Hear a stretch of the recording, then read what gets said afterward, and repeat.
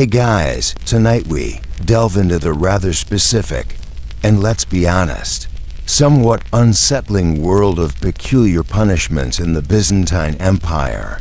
But not just any punishments, we're focusing on the ones that weren't allowed. Picture yourself, not in a roaring Colosseum, but in the hushed marble corridors of the great palace of Constantinople. The air is thick with incense, the distant murmur of political scheming, and the almost inaudible rustle of silk robes. It's in this opulent silence that true power and its more creative retributions often resided. You can almost feel the cold gaze of a mosaic emperor, his eyes following you, judging your every quiet footfall on the polished stone. The scent of beeswax candles mingles with something else, something metallic, perhaps, or is it just the sea air drifting from the Golden Horn, carrying whispers from distant lands and, perhaps, the faint, chilling echo of justice being served, Byzantine style? If you were a Byzantine noble with a tendency for, let's say, ambitious networking, you probably wouldn't survive this era with all your bits and bobs intact, or at least, not without a very awkward dinner party story or two. Best keep your head down, or, well, you might lose the option too.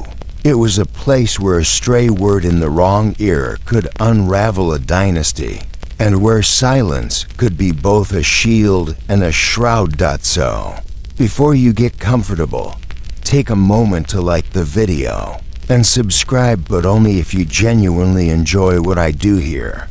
Let me know in the comments where you're listening from and what time it is there. It's always fascinating to see how far these whispers of history travel. Now dim the lights, maybe turn on a fan for that soft background hum, and let's ease into tonight's journey together. Imagine you're drifting, not on a boat, but through time, arriving as a soft shadow in the heart of this ancient metropolis, Constantinople, the queen of cities. Even its name feels heavy with history, doesn't it? You find yourself standing not in the bright, sun-baked forms of old Rome, but within a city that has absorbed Rome's legacy and transformed it into something different, something more layered, more mysterious. It was like Rome decided to have a very, very long gap year in the East, picked up some new hobbies, like intricate theological debates and even more intricate court ceremonies, and never quite went back to its old, boisterous self. It kept the eagle, but now it preferred its whispers to its roars. You can almost feel the cool, damp air that rolls in from the Bosphorus, carrying the scent of salt, distant spices, and the collective breath of a million souls. The city is a labyrinth of narrow, winding streets, occasionally opening into grand squares dominated by towering columns, and statues plundered from every corner of the known world. Above you, the sky is often a hazy canvas, pierced by the golden domes of countless churches, their mosaics glinting like captured stars. But it's not the grandeur that holds your attention tonight. It's the quiet hum beneath it, the undercurrent. You're easing into Constantinople's shadowy, whispering corridors of power, and believe me, these corridors have heard things that would make your hair stand on end, if it weren't already being gently lulled by the cadence of my voice. This city, officially dedicated in 330 AD by Emperor Constantine the Great on the site of the ancient Greek colony of Byzantium, was built to be the new Rome, the Christian capital of a sprawling empire, and for over 1,000 years, it stood as a beacon of civilization, a fortress against waves of invaders, and a crucible of immense wealth, culture, and of course, power. This is a mainstream historical fact, something you might not along to from a half-remembered documentary. But we're interested in the less televised aspects, the quiet corners where history was made with a nudge and a whisper rather than a trumpet blast. As you drift through these imagined streets, past vendors quietly hawking their wares, perhaps some surprisingly authentic-looking holy relics or the Byzantine equivalent of a designer handbag, probably made of suspiciously shiny silk, you become aware of the immense, almost suffocating presence of the imperial administration. This wasn't just a king in a castle, this was a system, a vast, sprawling bureaucracy that reached into every facet of Byzantine life.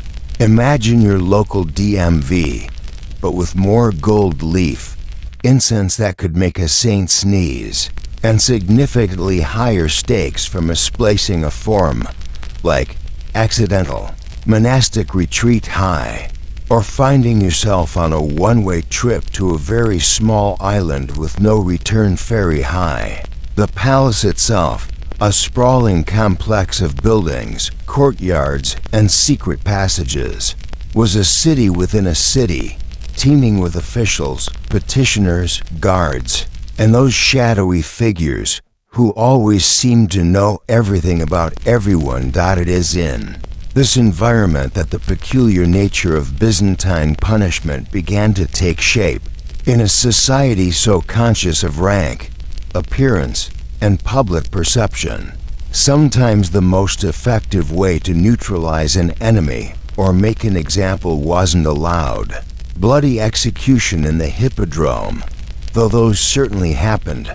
No, often it was something more refined, something that left the body alive, but the spirit, or the social standing, utterly broken. Something quiet, something that would serve as a constant, walking, breathing reminder to others of the emperor's reach and the consequences of transgression. The emperors themselves were complex figures, viewed as God's regent on earth, semi-divine, surrounded by an almost impenetrable wall of ceremony and ritual. They were also acutely aware of their own vulnerability. Plots were as common as pigeons, in the form of Constantine, usurpations, poisonings, a dagger in a poorly lit corridor. These were the occupational hazards of wearing the imperial purple. The emperors weren't paranoid. They just had a very enthusiastic and ever-changing circle of best friends forever, or for the next fiscal quarter, whichever came first. This constant threat perhaps fostered a certain creativity in dealing with those who fell from favor or posed a danger. Why create a martyr through a public death when you could quietly remove their ability to inspire, to lead, or even to be recognized? Within these corridors of power, you'd also encounter a rather unique feature of the Byzantine court, the prominent role of eunuchs. This is a quirky, perhaps even uncomfortable, tidbit for our modern sensibilities, but it's crucial to understanding the inner workings of the empire.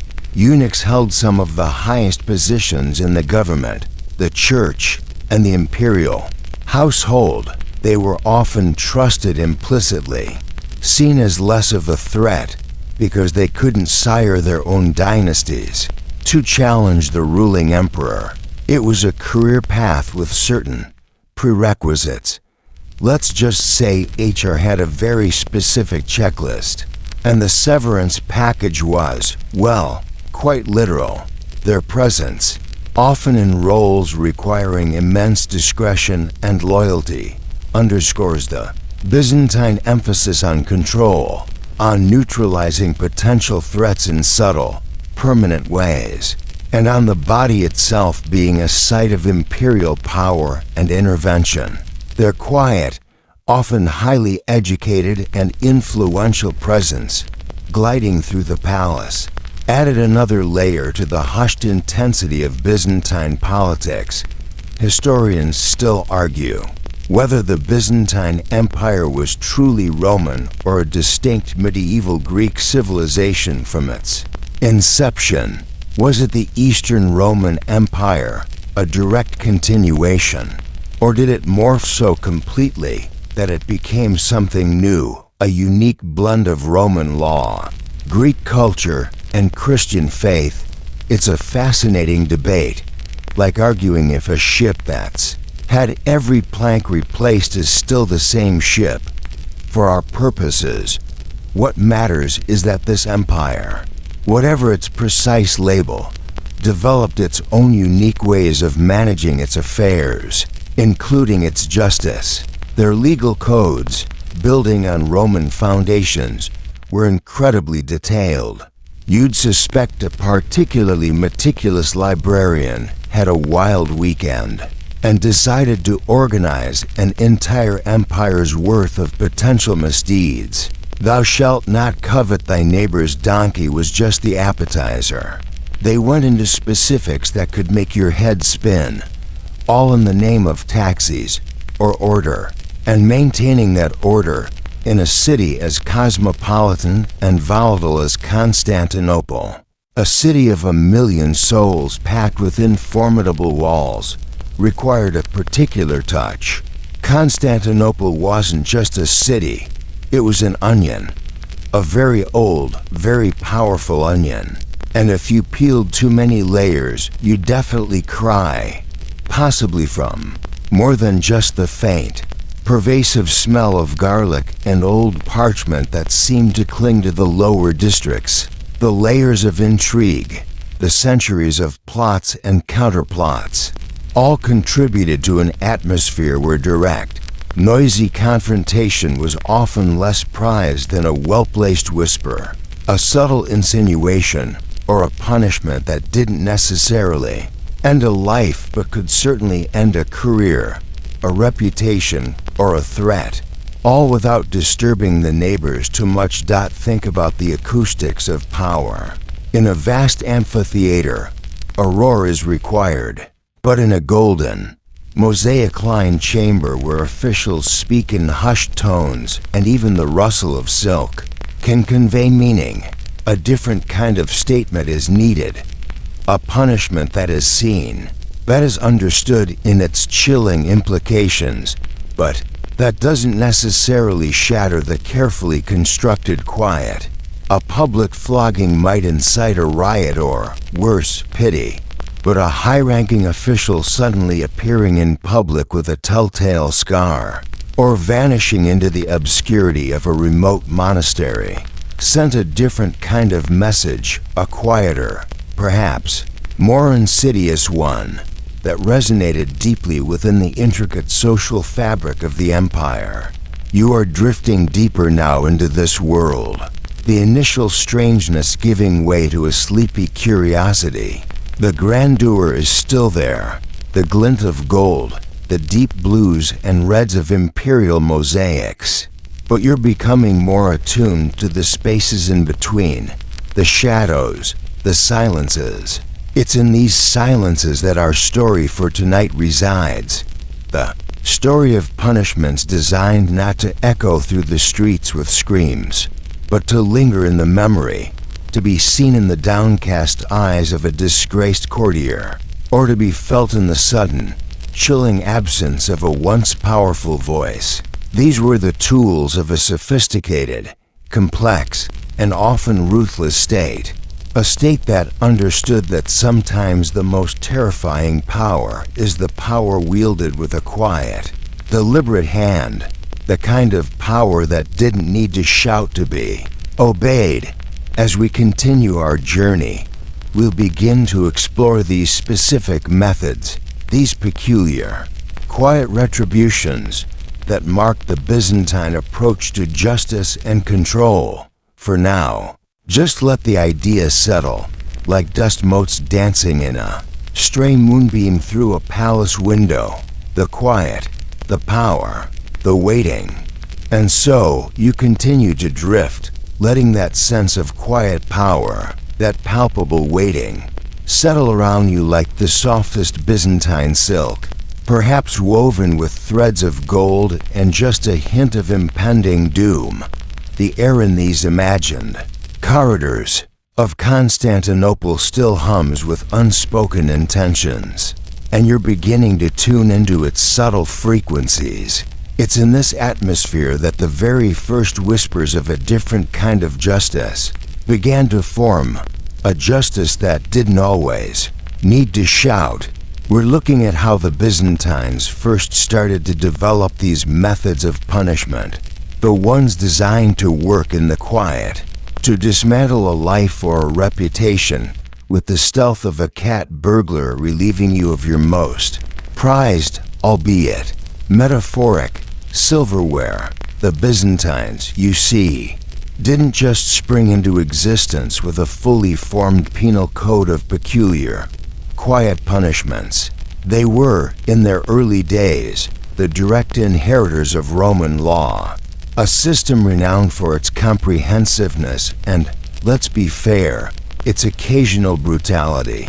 The Romans had a law for everything, from chariot parking violations in downtown Rome, probably involving a complicated alternate dash side dash of dash the dash street dash unless dash it single quotes s dash a dash festival dash day rule, to what color toga you absolutely could not wear after Labor Day if you weren't a senator. The Byzantines inherited this love for fine print. One of the great legal codifications they built upon was the Theodosian Code, compiled in the early 5th century, a massive undertaking that gathered imperial edicts and tried to make sense of centuries of Roman legal pronouncements. It was an attempt to bring order, and it certainly laid a foundation for the Byzantine legal mind, which prized precision and, above all, the stability of the state.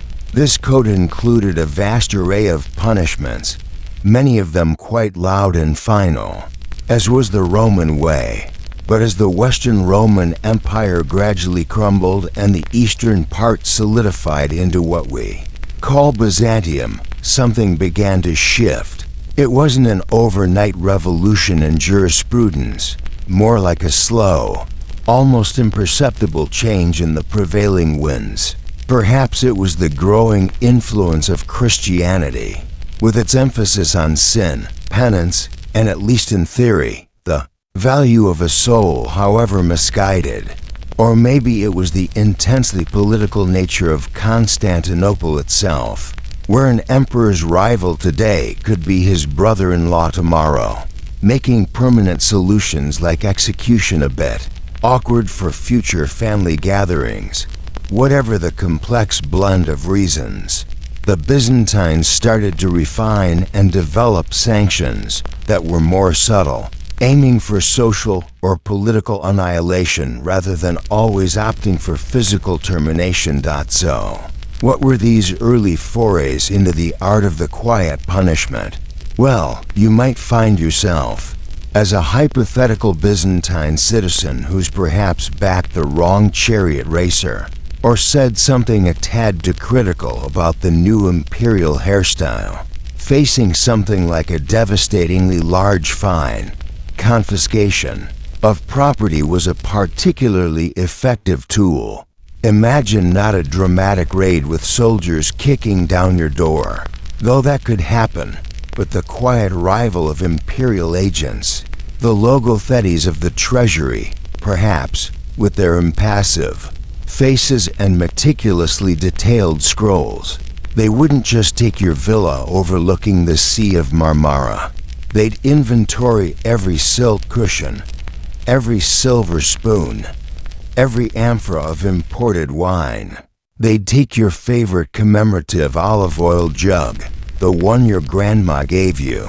Cold, man, cold, your wealth, your status, your ability to influence, all drained away silently, leaving you an empty husk in a city that revered opulent display. It was a quiet ruin, a public downfall achieved without a single drop of blood being spilled. Just the scratch of a clerk's pen striking your assets from the ledger. Your social credit score would plummet faster than a lead olive. Then there was the wonderfully understated horror of atimia, or infamy. This was the legal and social stripping of your honor and civic rights. One day your Flavius Eusebius, respected merchant, invited to all the best rooftop parties overlooking the Hippodrome. The next, after a quiet decree, you're just Eusebius, no Flavius, no invitations, no right to bring a lawsuit, no right to hold office, maybe even no right to make a will.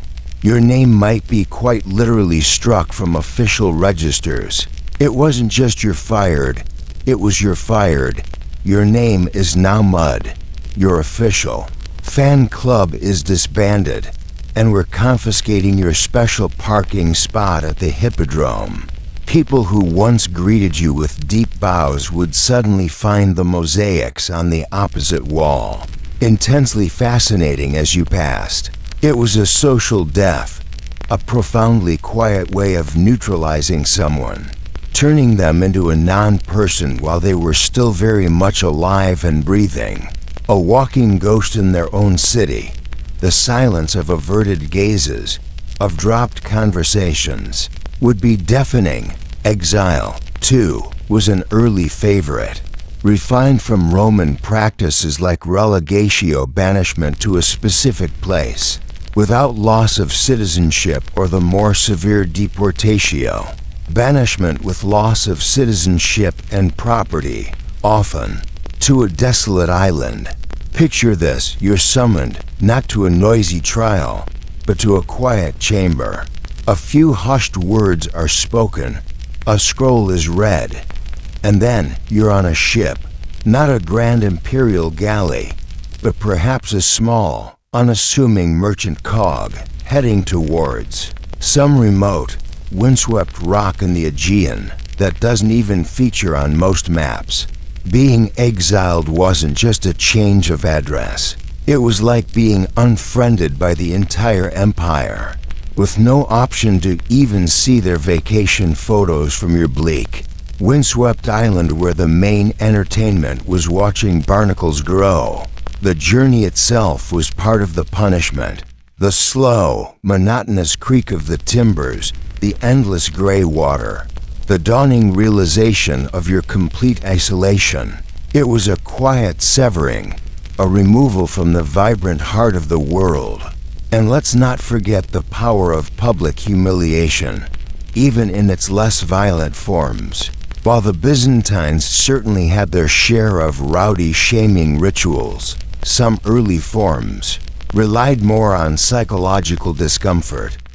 Imagine being forced to stand or kneel in a particular, demeaning spot in a public square for hours, holding a sign that detailed your minor transgression. Perhaps you watered down your wine a bit too enthusiastically for sale. No beatings, no shouts from a herald, just the weight of countless eyes, the whispered comments, the slow burn of shame. The early Christian church itself had a well-established system of public penance for sinners, which operated on similar principles of social pressure and visible contrition. This quirky tidbit, the practice of excommunication or forcing penitents to publicly display their sorrow outside church doors, often dressed in sackcloth and ashes, served as a potent, nonviolent tool of social control. Imagine having to stand outside the Hagia Sophia in the drizzle, looking suitably mournful, while everyone else swans in for the beautiful liturgy. It's like being put on the universe's naughty step, but with more public shame, a distinct lack of restorative snacks, and the very real fear of eternal damnation.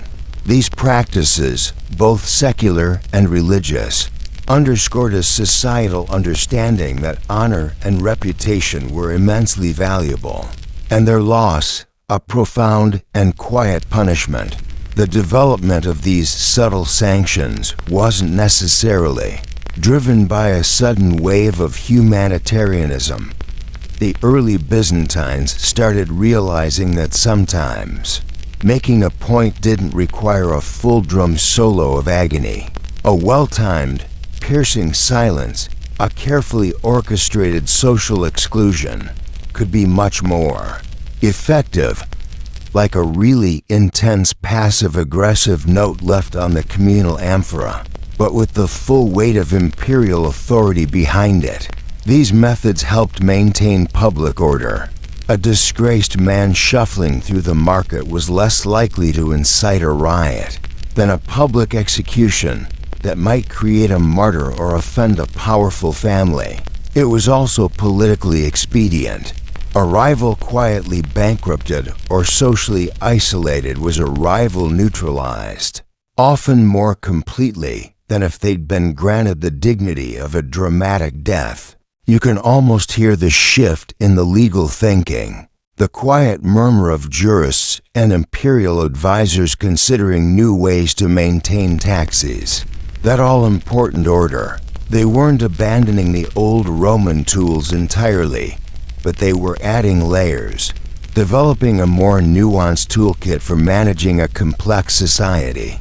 The emphasis was often on incapacitation, not necessarily of the body, but of social or political agency. A man without money, status, or access to the corridors of power was, for all intents and purposes, silenced. Of course, this leads to a fascinating area of scholarly debate.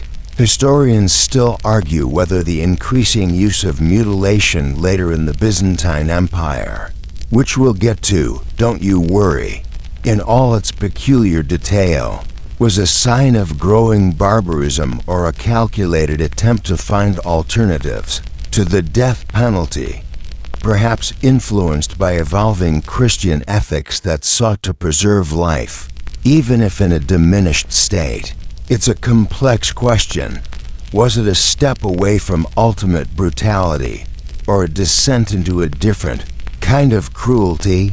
For now, we're in the earlier stages, where the scalpel of punishment was perhaps more metaphorical, cutting away at a person's place in the world rather than their flesh, though the pain, in its own way, could be just as acute.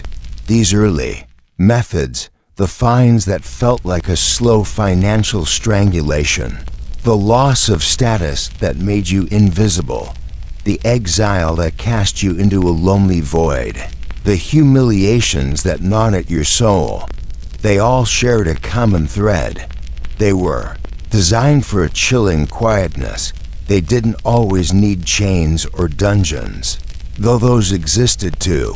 Their power often lay in their subtlety, in their ability to dismantle a person from the inside out, or to remove them from the board so cleanly you almost didn't hear the piece being lifted. It was the beginning of a long tradition of imperial control that understood the profound impact of silence, shame, and social isolation in a world built on hierarchy and public perception. You can feel the foundations being laid, can't you? The quiet, deliberate construction of a system of punishment that was uniquely and unsettlingly Byzantine. The whispers are getting a little clearer now, aren't they? Let's linger for a moment longer on that particularly chilling concept we brushed against. That quiet sentence of Artemia. You heard it whispered in the previous currents of our journey. Infamy, the loss of honor. It's a punishment so profound, so deeply insidious, that it could make the cold stone walls of a dungeon seem almost like a cozy retreat by comparison. Imagine, if you will, the very air around you changing, becoming thick and heavy, not with incense this time, but with the unbearable weight of your own suddenly erased significance. This, my friend, was the sting of Artemia. A social death sentence delivered with the quiet efficiency of a viper's strike. The term itself, Artemia tau iota mui alpha, is Greek, carrying the heavy meaning of dishonor, the stripping away of civic rights and privileges. It wasn't a Byzantine invention. Its roots burrowed deep into the soil of classical Athens. where being declared atomos meant you were effectively an outcast, a non-entity in the bustling life of the polis. The Byzantines, those connoisseurs of inherited traditions and elaborate social structures, adopted this concept and refined it into a potent instrument of state control.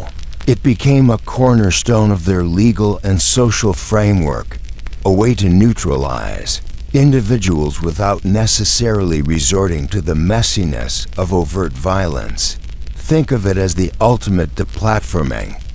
Imagine waking up to find you've been unfollowed, blocked, and your imperial blue checkmark summarily revoked by the entire known world with no appeal process. So, what did it actually mean to be slapped with a full-blown case of Byzantine atemia? It wasn't just a minor social snub, like being left off the invitation list for the emperor's cousin's slightly less important birthday celebration. Oh no.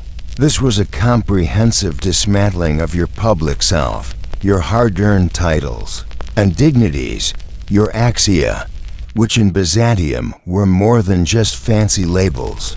They were your identity, your currency, your access card to the intricate machinery of power, would be formally revoked. The Byzantine Empire had an incredibly elaborate and evolving system of official titles and honors, like patrikios, magistros, cropolates, each one a rung on a gilded ladder of prestige. These often came with salaries, land grants, specific legal privileges, and, crucially, a clearly defined place in the imperial pecking order, visible in everything from court processions to the seating arrangements at official banquets. In Byzantium, your metaphorical business card wasn't just your name, it was a novella of titles, a testament to your standing. Losing them meant you were basically handing out blank, slightly damp parchment. You'd be struck from the official registers, the matriculae, those all-important lists that documented who was who in the imperial hierarchy. Suddenly, bureaucratically, you ceased to exist in any meaningful public capacity.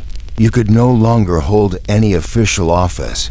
Forget about that provincial governorship you were angling for. Military commands vanished. Your voice in legal matters muted. You might find yourself unable to testify in court, make binding contracts, or even, in some severe cases, inherit property or make a will. Your signature on a document became as worthless as a politician's promise just before an election. Too soon? But beyond the legal ramifications, which were severe enough to make your eyes water, was the social ostracism. This is where the quieter than any dungeon part truly comes into its own. In a society as acutely conscious of rank, appearance, and public perception as Byzantium, atemia was a slow, suffocating nightmare. You would walk the same streets you once strode with confidence, perhaps with a retinue of hopeful sycophants trailing in your wake. And now, nothing, silence, or worse, the rustle of cloaks turning away, the sudden, intense interest in shop displays across the street, the conversations that would die mid-sentence as you approached. Former colleagues would develop an urgent need to inspect the quality of the cobblestones at their feet. Friends, they'd suddenly remember pressing engagements on the other side of the Bosphorus indefinitely. It's like being the ghost at your own very awkward, very silent funeral, where everyone steadfastly pretends you're not there, desperately trying to offer them the last volume ovent. The process of imposing atemia often mirrored its effect, quiet, almost mundane, yet utterly devastating. There might not be a dramatic public denouncement from the steps of the Hagia Sophia, no trumpets heralding your disgrace. It could be as simple as an imperial decree, signed with a flourish of purple, ink in a quiet, candlelit chamber deep within the great palace, a secretary, perhaps with a slightly bored expression, would make the necessary notations in a ledger. A messenger, equally impassive, might deliver a scroll to your residence. No need for dramatic pronouncements from a balcony. Just a quiet, little PSST. You're nobody now from a minor court functionary with a list, whose cousin just got your old job. The sheer, understated bureaucracy of your annihilation was part of its horror.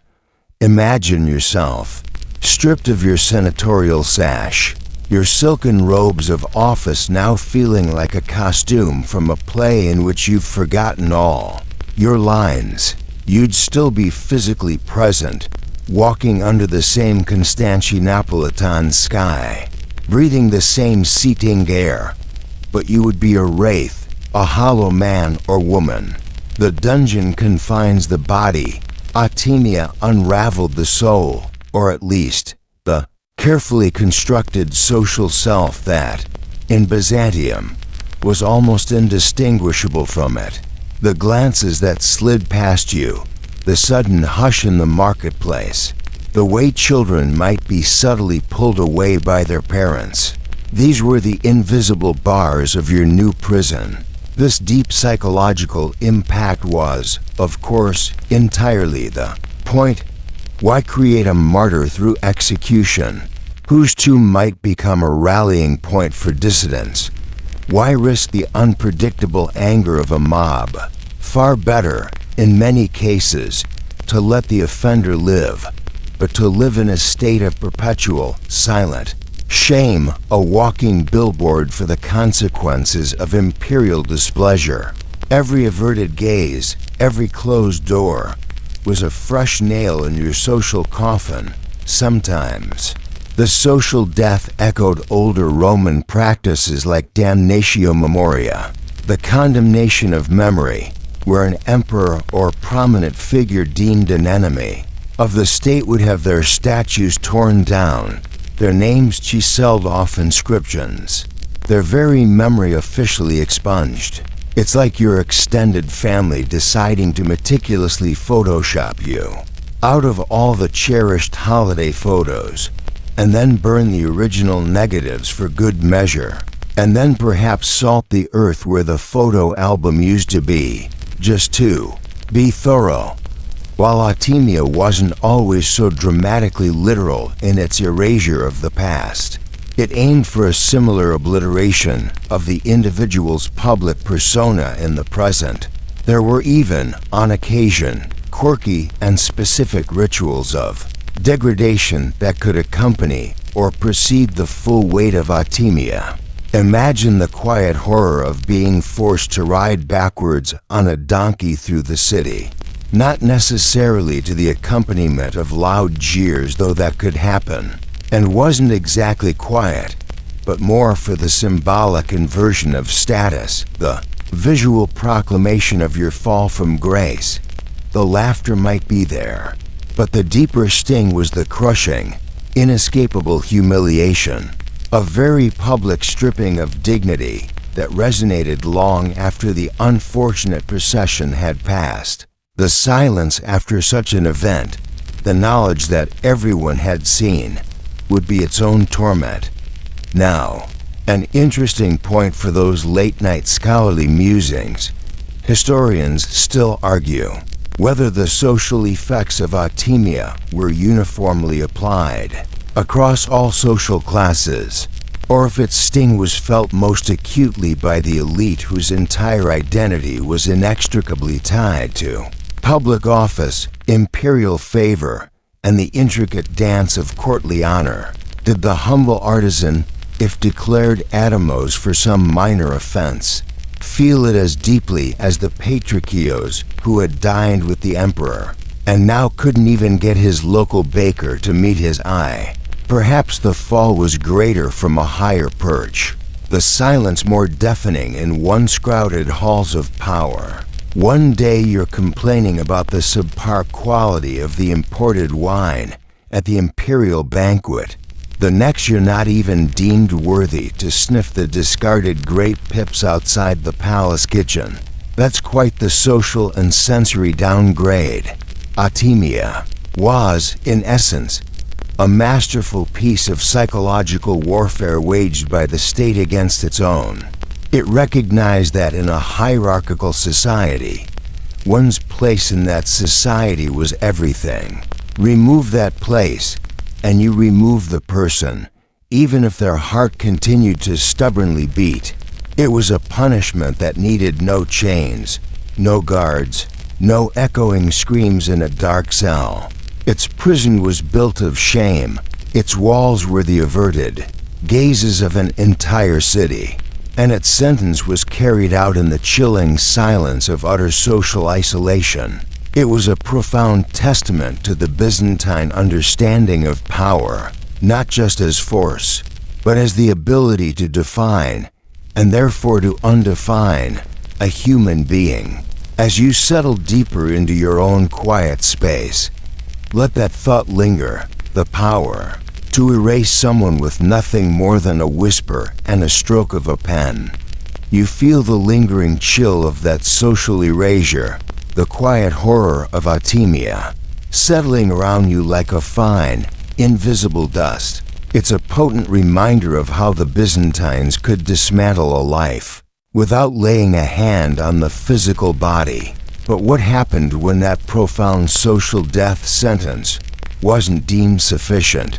When the whispers in the corridors of power deemed a more permanent, more visceral, yet still strategically quiet form of neutralization was necessary, well, then you might find yourself drifting into an even deeper, more personal darkness, a world where the very light was extinguished by imperial decree. We're now easing into the chillingly precise and, in its own grim way, silent practice of blinding as a political tool. Now, let's be clear. As you nestle deeper into your comfort, this is not a pleasant subject. The very thought of it sends a shiver down the spine, even across the centuries. Yet, to understand the peculiar landscape of Byzantine punishments, we must acknowledge this brutal reality. Blinding, or typhlosis as it was known from the Greek, was a disturbingly common recourse in the high-stakes game of imperial politics. It wasn't born from a desire for wanton cruelty, though cruelty was an undeniable byproduct, but from a cold, calculated political logic. The aim, ideally, was not a prolonged, noisy spectacle of agony for the masses, but a swift, controlled, active incapacitation, often carried out in the disquieting privacy of a palace chamber or a fortified dungeon. The resulting silence, both of the victim's political voice and their perception of the world, was the true goal. Why blinding? Why this particular gruesome method? The reasons are as complex and interwoven as a Byzantine silk tapestry. Firstly, and most pragmatically, it was about incapacitation. Blinding was a common fate for deposed emperors and political rivals throughout much of Byzantine history, seen as a way to render them ineligible for the throne, as tradition often required the emperor to be physically unblemished. A man who could not see was deemed incapable of leading armies, of navigating the intricate protocols of the court, of commanding the respect and unnecessary to rule. The imperial job application had some very strict clauses in the physical attributes section. You see, good eyesight was apparently non-negotiable, right up there with not currently plotting to overthrow me using my own Praetorian Guard. To be whole, to be perfect in body, was almost a divine prerequisite for the emperor, God's regent on earth. To be blinded was to be made permanently, visibly, imperfect. Then there was the powerful symbolism. Sight was intrinsically linked with wisdom, with foresight, with the ability to perceive truth and to command. The emperor was often portrayed as all-seeing, his gaze reaching every corner of the empire. To extinguish a rival's sight was, therefore, a deeply symbolic act, stripping them not just of their physical vision, but, by implication, of their intellectual capacity, their authority, their very fitness to engage in the world of men and power. In Byzantium, losing face in politics could take on a rather literal and significantly more ouchy meaning. Furthermore, a blinded rival served as a chillingly effective visible warning, unlike an executed enemy, who was quickly buried and perhaps eventually forgotten or even romanticized. A blinded individual remained a living, breathing testament to the current emperor's power, and let's be frank, his ruthlessness. They would wander, perhaps, in the quiet confines of a monastery or a remote estate, a permanent, silent sermon on the perils of ambition. It was the ultimate don't even think about it selfie, except it was live in person. For years to come, and usually quite depressing to encounter. And, in a twisted sort of way, blinding was often presented as an act of mercy, at least, by the rather flexible Byzantine definition of the term, compared to the finality of execution. Allowing a rival to live, albeit in perpetual darkness, could be framed as a magnanimous, even Christian, gesture. It was the kind of mercy that might make you think, on second thought, maybe that swift beheading wasn't such a bad option after all. Like choosing between a truly terrible, irreversible haircut and a really, really terrible haircut. That also means you can never see another haircut, good or bad, ever again. This allowed the emperor to neutralize a threat while maintaining a veneer, however thin, of clemency, thus, in theory, avoiding the creation of a martyr whose death might inspire further rebellion. The silent practice aspect is key here. While the act itself would undoubtedly have involved horrific pain and terror for the victim, the ideal Byzantine blinding was not a chaotic public bloodbath. It was often clinical, almost surgical in its grim intent. The methods, though we won't dwell on the graphic specifics, might involve heated irons, sharp implements, or sometimes even corrosive substances designed to destroy the eyes. The focus was on achieving the desired result, total and irreversible blindness with a terrifying precision. You can almost picture the scene, a quiet room, the tense stillness, the focused intent of the imperial agents tasked with the deed. They weren't just wildly poking around. There was a certain grim artistry involved, the kind of focus you usually reserve for threading a very small, very imperial needle.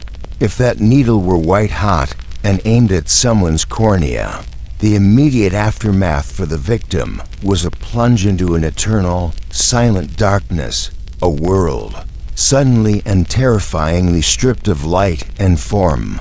This brutal measure was a frequently deployed political tool. Deposed emperors, ambitious generals, troublesome relatives who got a bit too keen on measuring themselves for the imperial purple, all could find their world abruptly and permanently darkened. Think of Emperor Romanos for Diogenes, captured after the Battle of Manzikert, who, despite an initial promise of safety, was brutally blinded. An act that shocked even the hardened sensibilities of the time and led to his swift demise. His fate, though perhaps louder in its historical echo than some, underscores the grim reality that awaited those who failed at the highest levels of the imperial game. As a slightly quirky, or perhaps deeply unsettling, tidbit, there are mentions of specific instruments allegedly designed or adapted for blinding. suggesting a chilling level of specialization in this grim craft. It hints at a society where this punishment was common enough to warrant its own dedicated, albeit horrific, toolkit. Another facet is the profound symbolic association of light with God, with divine order, and with the emperor as the basileus, the earthly reflection of heavenly authority. Therefore, to plunge someone into physical darkness was not merely a physical act, it was a spiritual and political statement of profound significance, casting them out from the divinely sanctioned order of the empire into a realm of chaos and nothingness. Post-blinding career options were, as you might imagine, somewhat limited. Chief Imperial Oracle was occasionally open, what with the whole seeing without eyes trope, but the accurately predicting the future to avoid your own blinding part clearly hadn't worked out so well, naturally. The true impact and effectiveness of this practice remain a subject of intense discussion. Historians still argue whether the practice of blinding genuinely reduced the number of executions for political crimes, or if it simply substituted one form of brutalization for another, without fundamentally altering the violent nature of Byzantine power struggles. Did it truly represent a step towards a less lethal form of political maneuvering, or was it merely a different flavor of cruelty, perhaps even more psychologically devastating in the long run? For its victims, this imperial darkness, the deliberate extinguishing of a rival's sight, was a calculated, cold-blooded choice in the Byzantine playbook of power.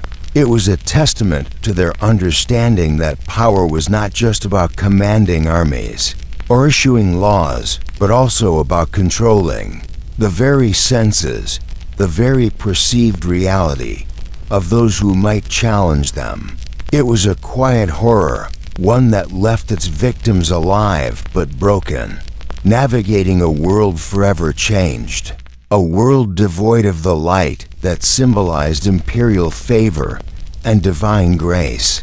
As you drift further into your own peaceful dimness, imagine that chilling precision, that silent application of a power so absolute it could literally switch off the world for its enemies. It's a sobering thought, a stark reminder that the quiet corridors of Byzantine power often led to very dark rooms indeed. And this, as you might suspect, was not the only way the body itself became a canvas for quiet, imperial messages. You sense the echoes of that imperial darkness, the chilling finality of sight extinguished, still lingering in the air around you. A testament to the lengths the Byzantine state would go to neutralize a threat. But the imperial toolkit for quiet, discouragement, and permanent marking didn't end with the eyes. Oh no.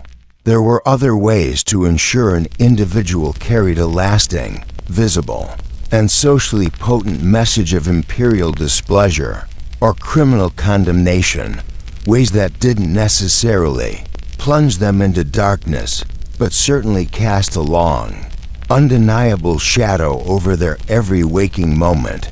We now turn our sleepy gaze towards another rather pointed entry in the Byzantine penal catalog, the nasal disgrace of rhinocopia, or nose slitting, a punishment designed for silent shame.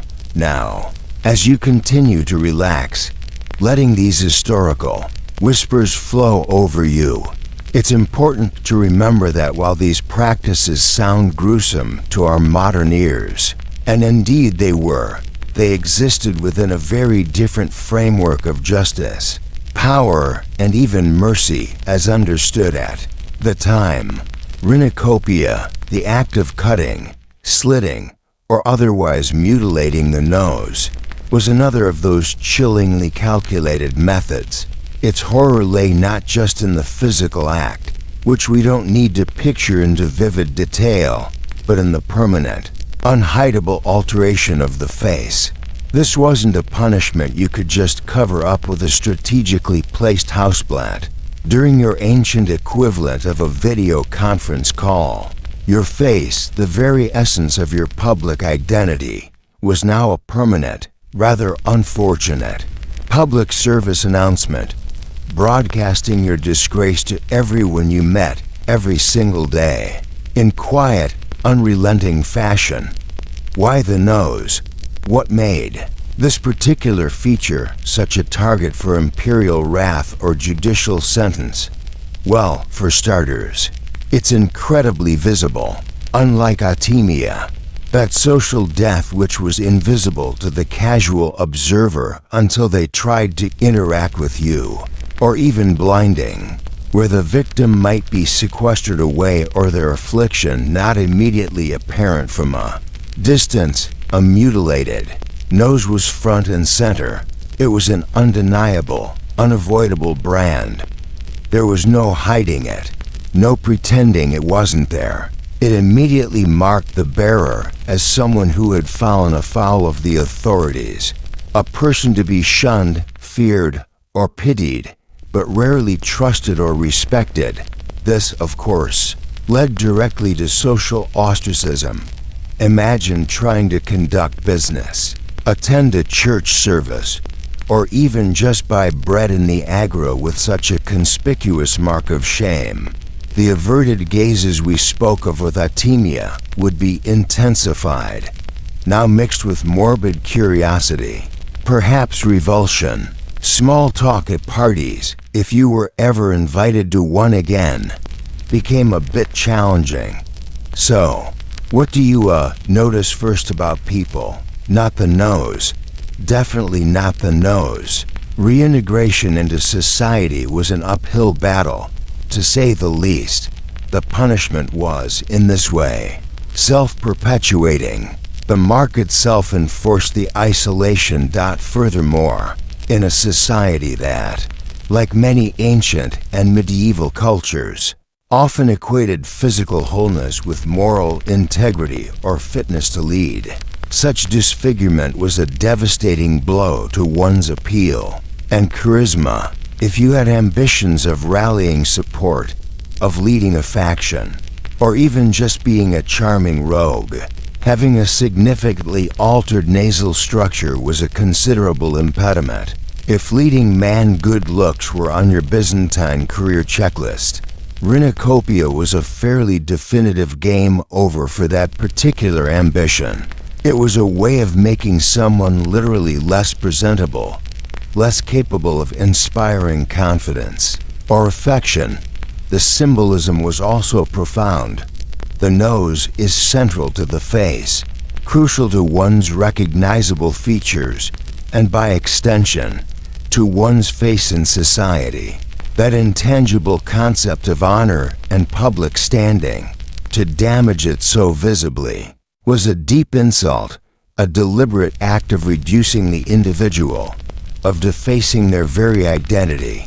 It was a constant, silent reminder, not just to the victim, but to all who saw them, of the power of the state to literally reshape a person in accordance with their transgressions. And, much like blinding, rhinocopia could sometimes be presented as a merciful alternative to the death penalty. When faced with the imperial options list, a strongly worded letter of official disapproval suddenly seemed like a pretty good deal, compared to facial reconfiguration by state mandate. For crimes like adultery, certain forms of theft, or political machinations that didn't quite warrant immediate execution, this offered a way to inflict a severe, lasting, and exemplary punishment while still, technically, sparing the offender's life. The silent shame of rhinocopia was its defining characteristic. Once the brutal act was done, often swiftly and without public fanfare, no further pronouncements were needed. The disfigured face spoke volumes every day. In every interaction, or lack thereof, the victim lived in a state of perpetual, quiet humiliation. Think of the internal experience, the constant awareness of one's own altered appearance, the flinching reactions of strangers, the forced neutrality of those who knew you before, the way children might stare or whisper. This silent torment was, perhaps, the most potent aspect of the punishment. So, who found themselves on the receiving end of this particular imperial displeasure? It was often used against deposed emperors or high-ranking officials who had aimed to hire back the wrong horse in the relentless political derby of Constantinople. And here we come to perhaps the most famous recipient of this punishment, a figure who embodies both its intended consequences and its astonishing, almost defiant, overcoming Emperor Justinian II. After his first reign, he was deposed in 695 AD, and his usurpers, rather than executing him, had his nose slit and his tongue partially split. We'll get to tongues later, before exiling him to Cherson in the Crimea. The idea was clear: render him physically repulsive, impede his speech, and ensure he could never again be considered a viable candidate for the imperial throne. However, Justinian II, who earned the rather direct epithet Rhinatmetos iota nu etau mu eta tau omicron sigma, meaning the slit-nosed, was not one to be easily deterred. In an almost unbelievable sequence of events, he escaped exile, forged alliances, and in 705 AD, stunningly returned to Constantinople and reclaimed his throne. Justinian really took the concept of cut off your nose to spite your face to a whole new imperial level, and then came back to show everyone he could still run an empire. Thank you very much, mutilated face and all. Talk about a comeback story with a very distinctive profile. It's said that during his second reign, he sometimes wore a specially crafted golden prosthetic nose. This brings us to a rather quirky and poignant tidbit: the attempts by some victims of rhinocopia, like Justinian II, to fashion prosthetic noses. These could be made of gold, silver, or perhaps more modest materials for less affluent individuals. Forget designer handbags or the latest style of pointy shoes. The hot new accessory for the recently disgraced, if they could afford it, was a tastefully crafted artificial proboscis. Gold was in, but probably a bit flashy for everyday shunning if you weren't, the emperor. These prosthetics highlight both the intense shame and social stigma associated with the disfigurement, and the remarkable human desire for normalcy, for dignity, or perhaps just for a slightly less alarming reflection in the polished bronze mirror. The very existence of such a punishment and its specific application naturally leads to scholarly discussion. Historians still argue whether the primary purpose of rhinocopia was to definitively prevent a return to power by making the victim physically repellent, and thus theoretically ineligible for the throne, or if it served more as a general deterrent, through extreme public shaming for a wider range of offenses beyond the purely political. Was it mainly about disqualifying emperors in waiting, or was it a broader tool for marking criminals and rebels in a way that society could not ignore? Justinian II's remarkable return, though an exception, certainly complicates the theory that it was an absolute barrier to regaining power, suggesting its deterrent and shaming functions might have been paramount in many cases. Rhinocopia, then, was another instrument in Byzantium's orchestra of quiet control. It was a physical mutilation, yes, but its true power lay in its lasting social and psychological impact. It was a silent sentence, etched onto the very face of the condemned, ensuring that their disgrace was the first thing anyone saw, a constant, quiet broadcast of their fall from grace. As you let your own features relax in the dim light, consider the weight of such a visible, unyielding mark and how it could silently shape every breath, every glance, every human interaction for the remainder of one's days. It's a stark reminder that the Byzantines understood that true punishment didn't always need to be loud. Sometimes a silent, visible shame was the most potent of all. And the face, as we will see, offered other canvases for these quiet, chilling messages. You can almost hear the faint, ghostly echoes of Justinian II's golden nose clinking softly as he navigated his second reign, a constant, quiet reminder of his ordeal and his improbable return. The face, it seems, was indeed a favored canvas for these imperial etchings of disgrace, a billboard for broadcasting the consequences of rebellion or criminality. But the nose, prominent as it is, wasn't the only feature to receive such grim, personalized attention from the state's more inventive disciplinarians. The imperial toolkit for ensuring permanent, quiet admonitions had other, equally pointed instruments for other parts of your unfortunate visage. Let's now lend a metaphorical ear to the fate of the tongue in Byzantine justice, or rather its frequent misfortune. The punishment of glossotomia, or tongue cutting, was another arrow in the quiver of quiet incapacitation. Its primary purpose, as you might guess, was silencing.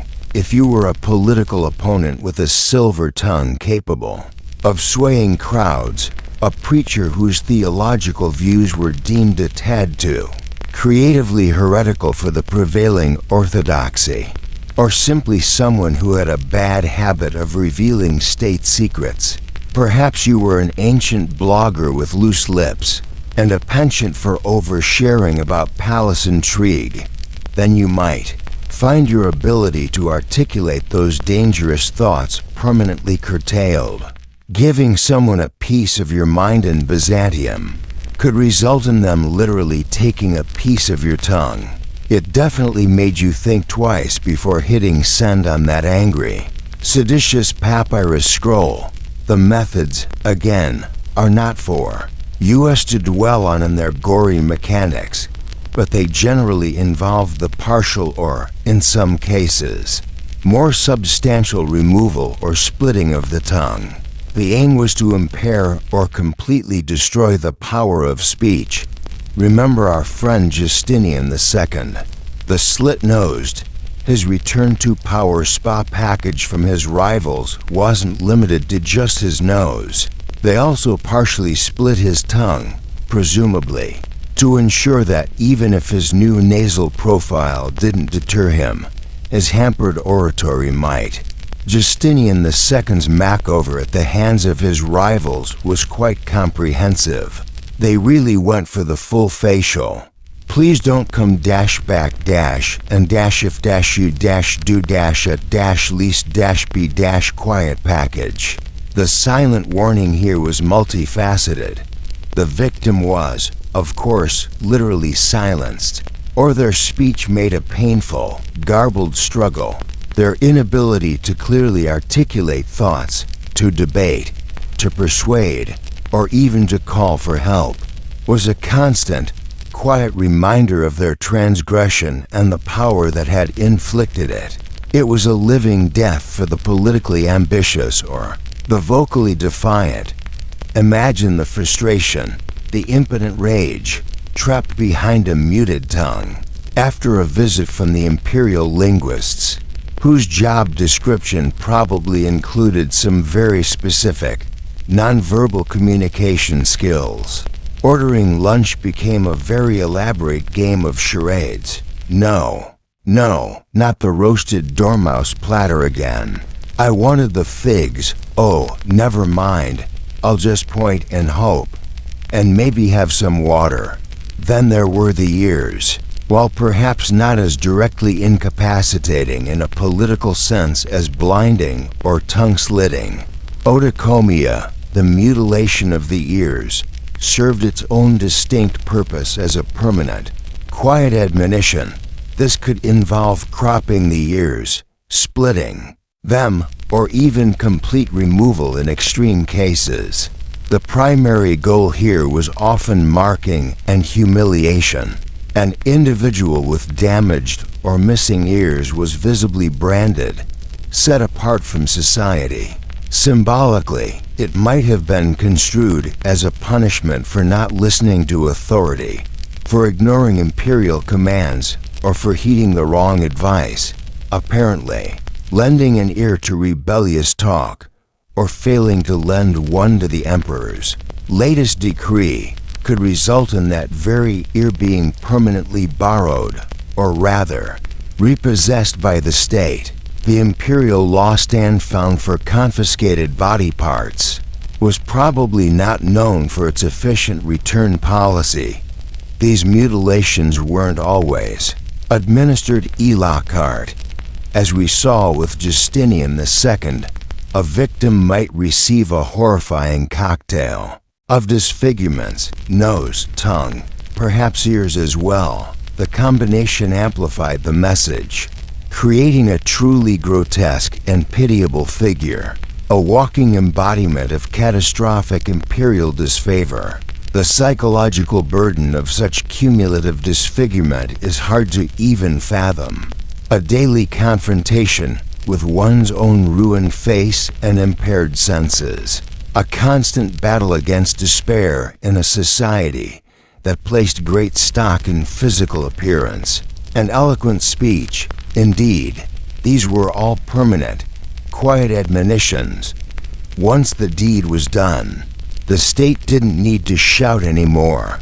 The mutilated face, the silent tongue, the marked ears, they did the talking. They were a continuous, low-frequency broadcast of imperial power, a grim deterrent etched into flesh and bone. The victim's daily life became a testament to this. Difficulty in basic communication, the constant stares of strangers, the subtle and not so subtle social exclusion. These were the quiet, ongoing ripples of the initial act of punishment. It's important to note that these weren't just rogue acts of brutality. Though they were undoubtedly brutal, mutilation, including blinding, nose slitting, and tongue splitting, was legally sanctioned in Byzantine law codes such as the Ecloga, issued by Emperor Leo III and his son Constantine V in the year 726 AD. This influential legal text, which aimed to provide a more concise and Christianized version of Roman Byzantine law, explicitly prescribed specific mutilations for a range of offenses, often presenting them as calculated alternatives to the death penalty. The Byzantine legal system, you see, had a certain grim flair for the dramatically appropriate, or at least what they considered appropriate.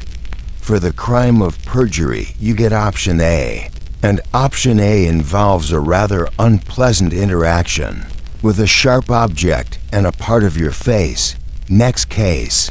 It's like they had a little wheel of misfortune specifically for facial features and other politically sensitive appendages. Round and round it goes. Where the punishment lands, nobody, well, the victim definitely knows, and usually wishes they didn't.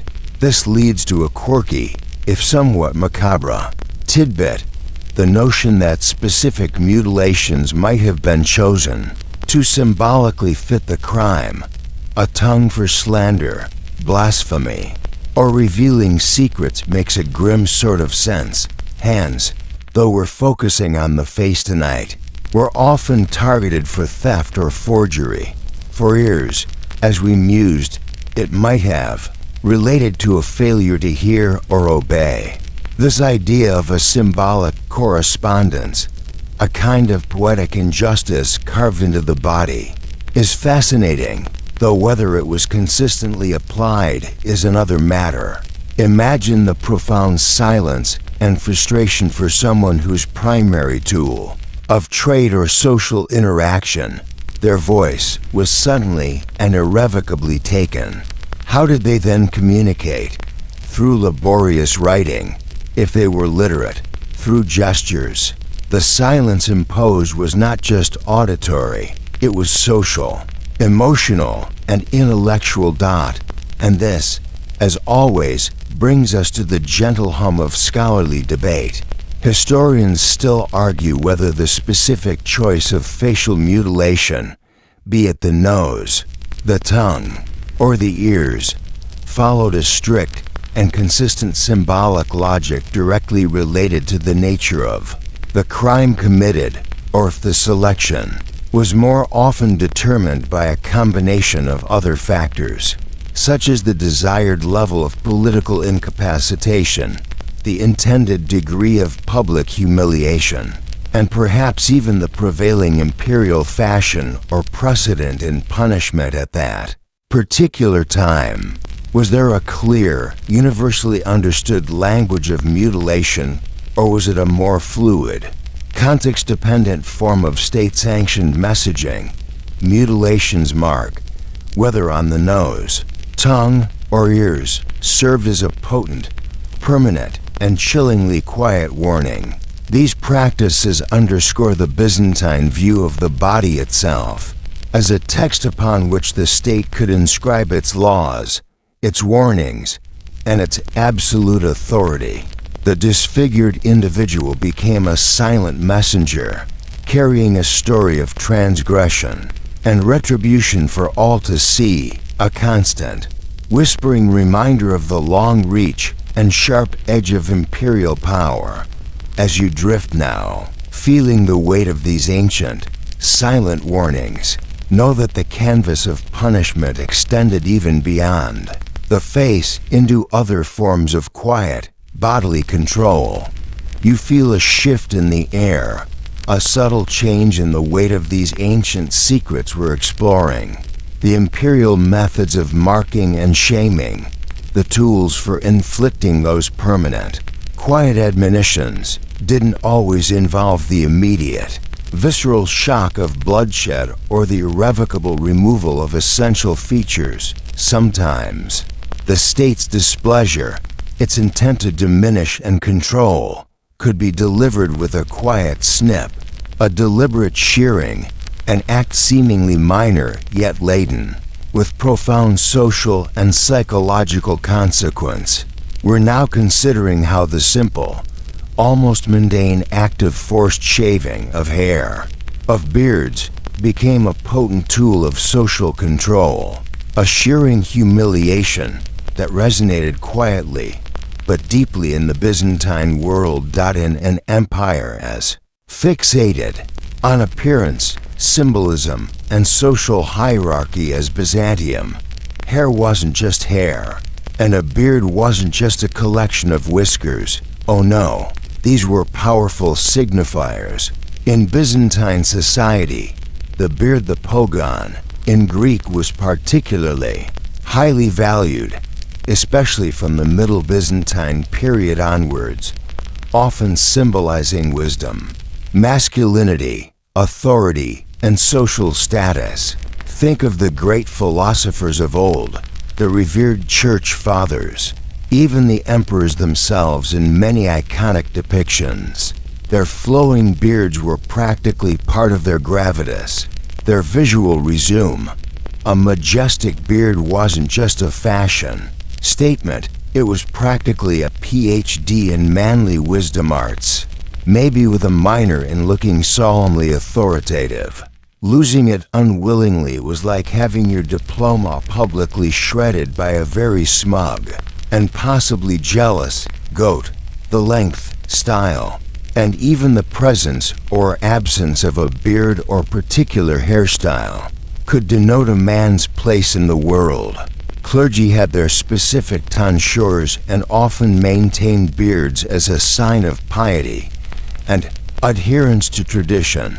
Soldiers might have a different style from scholars, to forcibly alter this. To shear off a man's carefully cultivated beard or shave his head against his will was to attack his very identity, his perceived manliness, his social standing, and his dignity. It was a quiet act, the scrape of a razor or the snip of shears far less dramatic than the thud of a heavier instrument, but its impact was immediate and visually striking. Forget a bad hair day. This was a state-mandated catastrophic hair event, designed to make you the unwilling star of everyone's morning gob, and not in a good way. So, how did this work as a punishment? Well, the humiliation was key. The individual was made to look ridiculous, or perhaps like a slave who were often close-shaven, or like a penitent sinner, stripped of the outward markers of their former status. It was a public shaming that required no accompanying pronouncements. The newly bare chin or exposed scalp spoke volumes in the silent language of Byzantine social cues. People would see you, and they would know. They'd know you had fallen from favor, that you had been officially disgraced. You'd walk into the forum, and the reaction might be a confused double-take. Wait, is that Leo the distinguished senator, or did a very large, very smooth baby somehow escape from the imperial nursery and put on his toga? The awkwardness would be palpable, a quiet torment for the victim. This form of degradation was often inflicted upon deposed officials, disgraced clergy, sometimes as part of iconoclastic controversies, where iconoclasts might forcibly shave iconodule clergy, or vice versa, using the beard as a theological battleground, or political opponents who weren't yet slated for blinding or exile. It could be a precursor to forced entry into a monastery, where a shaven head, the tonsure, was part of the initiation, thus visually and symbolically marking the end of one's secular life and ambitions.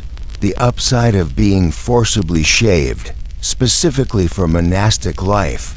No more bad beard days, I suppose. The downside? Well, everything else. Probably, if your heart wasn't truly in the whole chanting, fasting, and contemplating the divine routine, and you'd rather be, say, plotting your return to power with a full, luxurious beard of defiance. Sometimes, prisoners of war or captured rebels would be shorn as a mark of their subjugation, a visual stripping of their warrior pride. Even certain social transgressions, like adultery, might occasionally result in some form of public shaving or haircutting for the guilty parties, emphasizing their shame and loss of respectable standing. It was a versatile punishment, adaptable to various levels of offense, always carrying that sting of public disgrace. Compared to nose slitting or having your tongue judicially edited, a forced shave might seem like getting off relatively lightly. Still, try telling that to a Byzantine general, renowned for his magnificent, intimidating beard that could make grown Varangian guards tremble, suddenly looking like he lost a rather aggressive fight with a particularly determined sheep and its shears. The psychological blow could be immense. A slightly quirky or perhaps telling tidbit revolves around the elaborate world of imperial grooming. The emperor often had his own specialized barbers, and the rituals surrounding the care of the imperial hair and beard could be quite complex, reflecting the dignity of his office.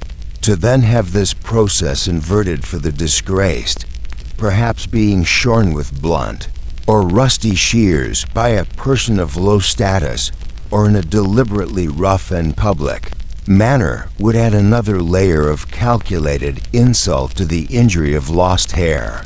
Another interesting angle is that individuals sometimes voluntarily shaved their heads or beards as a profound sign of mourning or deep religious penance. The state could then co-opt this existing symbolism for punitive purposes, forcing someone into a visible state of perpetual, unwilling penitence. Their shorn state a constant reminder of their alleged sins or political failings. A career as an imperial barber, by the way, could be quite secure, though you probably wanted to double-check with HR if your next high-profile client was booked for a routine trim, or the rather more comprehensive trim and terminate social standing. Special package. As with many of these practices, the exact intent and emphasis are open to some sleepy speculation and scholarly discussion. Historians still argue whether forced shaving was primarily a symbolic punishment, aimed almost exclusively at psychological humiliation and the public assertion of dominance, or if it also frequently served more practical preliminary purposes, such as consistently preparing an individual for an imminent and often involuntary monastic tonsure, and thus their complete political neutralization, or even, in some contexts, as a rudimentary form of hygienic measure for prisoners being processed into captivity. Was it all about the shame, or were there often more pragmatic, albeit still grim, secondary motives at play, regardless of the precise weighting of its purposes? Shearing humiliation was undeniably a potent tool of social control. It was relatively bloodless, easily administered, and its effects were immediately visible to all. It didn't silence you in the way tongue cutting did, nor did it plunge you into darkness like blinding, but it stripped away a key component of your public persona, leaving you exposed, diminished, and marked. It was another of Byzantium's quieter punishments, one that worked not through overt, ongoing violence, but through the persistent, gnawing discomfort of public shame and altered identity. The snip of the shears, the fall of familiar locks, the sight of a once proud beard lying in the dust. These were the quiet sounds and sights of a reputation being methodically unmade. As you let your own head rest comfortably, perhaps appreciating the simple normalcy of your own hair, or the dignity of your own or your imagined beard, consider how this very fundamental part of human appearance could be weaponized so effectively, turned into a vehicle for silent disgrace. It's a softer kind of wound than those we've previously explored, yet it cut deeply into the psyche and social standing of those who endured it. And it reminds us that the Byzantine arsenal of control was varied, adaptable, and always keenly aware of the power of the visual, even in its most understated forms. The message didn't always need to be carved in flesh. Sometimes it could be just as effectively delivered on the barbershop floor, so to speak. But what if even this level of public presence was too much for the state to tolerate? What if the goal was not just to shame, but to entirely remove? That thought leads us to other, even quieter, forms of vanishing. You feel a shift now, a gentle drift away from the immediate, personal indignity of a shorn beard or a marked face, the quiet snip of the barber's shears, which we just imagined might indeed have heralded a profound social demotion, a public stripping of status, but sometimes the imperial agenda, in its relentless pursuit of stability and the silencing of inconvenient voices, required a more profound, more geographically definitive form of quietus. Sometimes it wasn't enough to simply shame or rebrand an individual within society. Sometimes they needed to vanish from that society altogether, spirited away to a place where their ambitions, their plots, or simply their very presence could no longer disturb the carefully orchestrated tranquility of the imperial court. We now picture the lonely, quiet existence of those condemned to silent exile, often to desolate monasteries on the remote fringes of the Byzantine world. This wasn't your average go-find-yourself gap year backpacking through the provinces. Byzantine exile, especially the monastic kind, was a carefully managed affair, a kind of living entombment. It often went hand in hand with that forced tonsure we spoke of, the shaving of the head that marked one for a spiritual life, whether you felt particularly spiritual or not. Once tonsured and dispatched, you were effectively removed from the game of worldly power, your former life a rapidly receding shoreline. Your all-inclusive monastic exile package, by the way, probably included breathtaking panoramic views of barren rocks, a de facto vow of silence yours, mostly, as no one of importance was listening anymore, and the absolutely thrilling daily routine of, well, more rocks interspersed with lengthy prayer sessions. TripAdvisor reviews from former high-ranking officials were likely mixed, leaning towards would not recommend, unless you really like rocks and existential despair. You imagine arriving, perhaps after a long, uncomfortable sea journey, at some windswept island or a secluded mountain cloister, the Prince's Islands in the Sea of Marmara, a beautiful but conveniently isolated archipelago quite close to Constantinople, were frequently used as gilded cages, sites of exile for out-of-favor Byzantine royals, nobles, and troublesome patriarchs. Many an emperor, empress, or potentate ended their days staring out at the waves from a monastery window on islands like Principe or Hawkeye, so close to the glittering capital, yet a world away in terms of power and freedom. These islands were dotted with monastic establishments that seemed almost purpose-built for housing such distinguished, if now politically defunct, guests. The existence awaiting you there was one defined by a crushing, pervasive quiet, the bustling sounds of Constantinople, the clamor of the markets, the rumble of chariot wheels on stone, the murmur of political intrigue in palace corridors, would fade into a distant, almost dreamlike memory. Instead, your world would be filled with the sigh of the wind whipping around stone buttresses, the rhythmic crash of waves against a desolate shore, the distant, often mournful, chanting of monks drifting from the chapel, the monotonous scratch of a fellow exile's pen if they were literate and permitted such luxuries, or perhaps your own, as you try to chronicle your fall or compose yet another futile plea for imperial mercy. Sending a strongly worded tweet, or its papyrus equivalent, back to the emperor was particularly tricky from these locations. Reliable Wi-Fi was unsurprisingly non-existent, and carrier pigeons, even if you could train one, often got hopelessly distracted by the unexpectedly delicious aroma of freshly baked monastic bread. The smells, too, would change, gone the perfumes and spices of the court, in their place, the damp chill of ancient stone, the slightly musty scent of old prayer books, the ubiquitous aroma of incense attempting to sanctify, or perhaps just mask, the underlying scent of resignation, and the simple, uninspiring smell of your daily ration of bread and olives. Your visual world would shrink to the confines of the monastery walls, the stark beauty of an untamed landscape, or the endlessly repetitive pattern of the waves.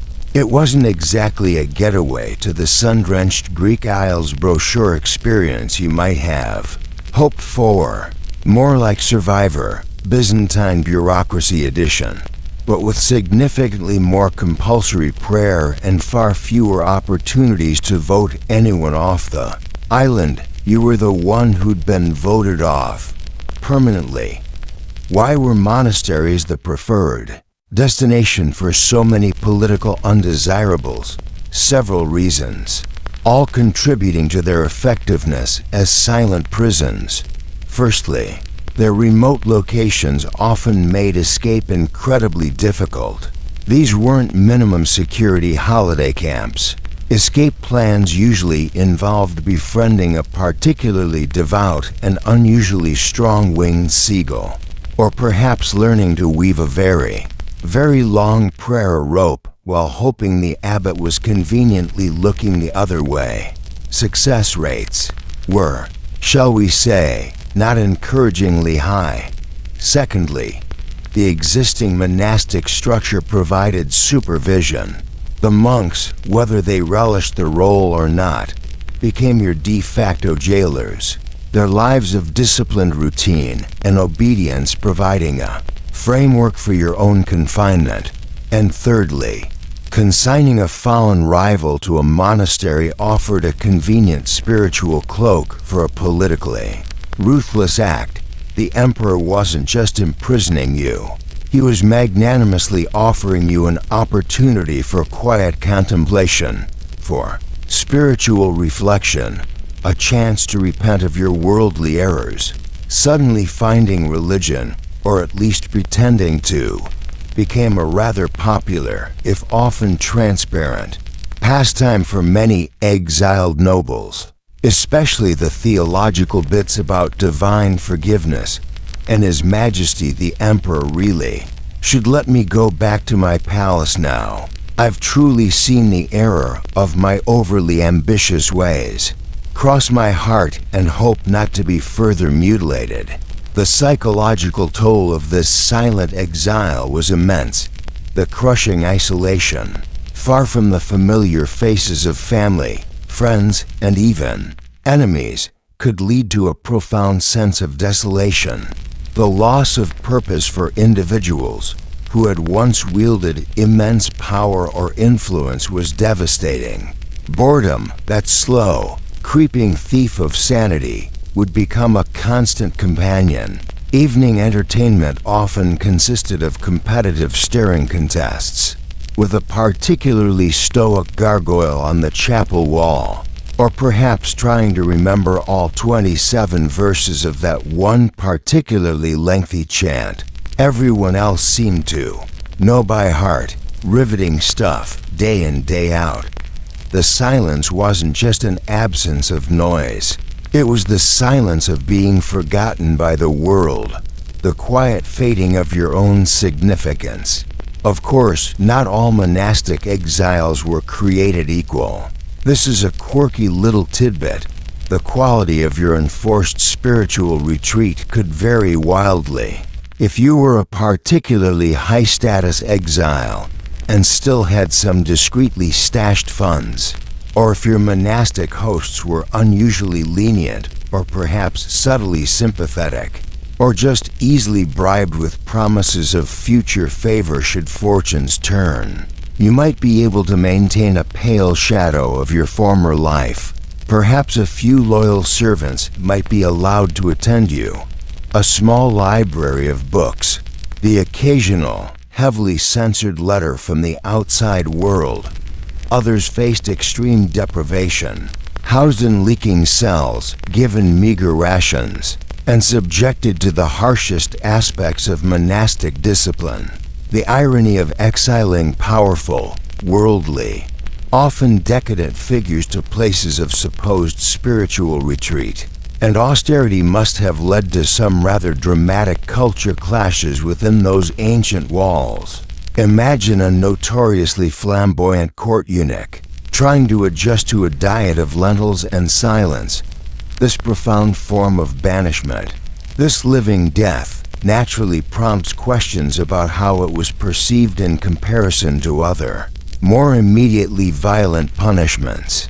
Historians still argue whether monastic exile was genuinely perceived by the Byzantine elite as a softer or more merciful alternative to execution or severe mutilation, or if the profound psychological torment of endless isolation, forced inactivity, and the sheer, grinding monotony in such a setting was considered by many to be a fate even worse than a quick, physical end.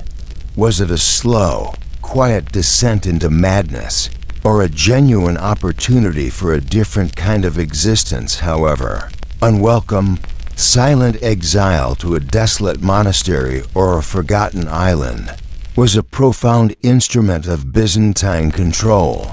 It didn't necessarily leave physical scars like blinding or rhinocopia, but it carved deep wounds into the psyche.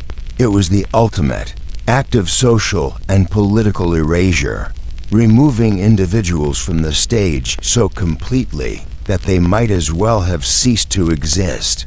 For the bustling world of the capital, their voices were silenced, their influence nullified, their ambitions slowly starved in the thin air of their remote prisons. The quietness of their new existence was the loudest possible testament to their fall. And as you sink deeper into your own peaceful quiet, remember those lonely figures gazing out at empty horizons. Their worlds shrunk to the confines of a stone cell and the endless, silent turning of the days. But sometimes it wasn't just people who could be made to quietly disappear. Entire fortunes could vanish too, without a sound. You sense now the profound stillness of that monastic cell, the quiet fading of a life removed to the empire's desolate edges, the silence of a remote island, the rhythmic, impersonal chanting of unseen monks. These were indeed potent tools for neutralizing a perceived threat, for making a problematic individual effectively vanish from the bustling stage of Constantinople. But what if the threat, or perhaps more accurately, the target of imperial displeasure, was not just the person themselves, but the very foundation of their power, the glittering edifice of their wealth and influence? There was a quieter, yet often equally devastating, way to make someone a ghost in their own world, to dismantle their entire existence without necessarily laying a hand on their physical person, at least not initially. We now turn our attention to Property's ghost, the chillingly effective and often eerily silent ruin wrought by imperial confiscation. This wasn't just about settling a few overdue taxes or a minor fine. Oh no, confiscation of assets in the Byzantine Empire could be a comprehensive, life-altering punishment. It might be a standalone sentence for crimes like high treason, egregious corruption, or simply falling catastrophically out of imperial favor, which could, let's be honest, sometimes feel like a crime in itself. More often, perhaps, it was the unwelcome accompaniment to other penalties. You might be contemplating the distant horizon from your new monastic residence, as we just pictured, only to learn, through some delayed and indifferent messenger, that, back in the capital, your grand villa, your merchant ships, your carefully hoarded silk tapestries, and even your favorite silver toothpick were all being meticulously catalogued and absorbed by the ever-insatiable imperial treasury. The legal basis for this was well established, a continuation of Roman law that gave the state the right to seize the property of those condemned or deemed enemies. It was a right the Byzantine emperors wielded with considerable enthusiasm and precision. The quiet ruin aspect is what makes this punishment so particularly suited to our sleepy exploration. While a dramatic, soldier-led raid on a wealthy senator's mansion wasn't unheard of, confiscation often unfolded with a more bureaucratic, almost chillingly mundane quietness. Imagine not a cacophony of smashing doors, but the soft rival of imperial fiscal agents, perhaps the apopes or other treasury officials, scrolls in hand, their faces impassive, their voices low as they present the decree. the quiet scratching of their pens as they meticulously compile inventories of your worldly goods, the soft thud of a wax seal being affixed to a storeroom door, a door you will never open again. It was the ultimate imperial moving company, except they packed up all your stuff, and the new forwarding address was usually something along the lines of the Emperor's General. Discretionary fund for whatever he fancies this week. This silent dismantling could be particularly devastating, because the victim might not even be present to witness it, already languishing in exile, imprisoned, or perhaps even recently blinded or otherwise mutilated. They might only hear of their financial annihilation weeks or months later, a final, crushing blow delivered in a whispered report, or they might, by some grim twist of fate, eventually be released or recalled, only to return to a life stripped bare, their former homes occupied by strangers, their lands tilled for another's benefit, their social standing utterly erased by the simple, brutal fact of their impoverishment. And what was confiscated? Pretty much everything you can imagine, and probably a few things you can't. Landed estates, both sprawling agricultural holdings in the provinces and valuable urban properties in Constantinople or Thessalonica, were prime targets. Your luxurious multi-story house in the Mies district gone. Your fleet of trading ships that brought in exotic goods from Alexandria or the Black Sea, swallowed by the state. Workshops, businesses, cash reserves, hoarded gold and silver bullion, precious jewels, imported silks, intricately carved ivory furniture, even your collection of slightly too pompous ancestral portrait busts, all fair game. Livestock, agricultural tools, and yes, even slaves, who were considered property in the Byzantine legal framework, would be listed, valued, and repossessed. The imperial fiscal machine, when set in motion for such a purpose, was remarkably thorough. The imperial confiscation agents, you see, didn't miss a trick. Item 347. One slightly chipped, but otherwise serviceable olive oil lamp, possibly haunted. Item 348. Three oddly matched socks, all left-footed, to the imperial treasury. With them both, the loss of wealth on this scale was, effectively, another form of social death, reinforcing the effects of autemia or making it a grim reality even if not formally decreed. In Byzantine society, wealth was inextricably linked to status, to influence, to the ability to maintain a grand household, to patronize a network of clients, to offer lavish gifts, and to participate in the complex dance of imperial politics. Losing your fortune was like having your social Wi-Fi abruptly and permanently cut off. No more likes, no more influence, no more ability to stream the latest theological debates. Just the endless buffering wheel of social and economic despair. The ruin also cascaded downwards, devastating the victim's entire family and household. Spouses and children faced destitution. Loyal servants and retainers were cast adrift.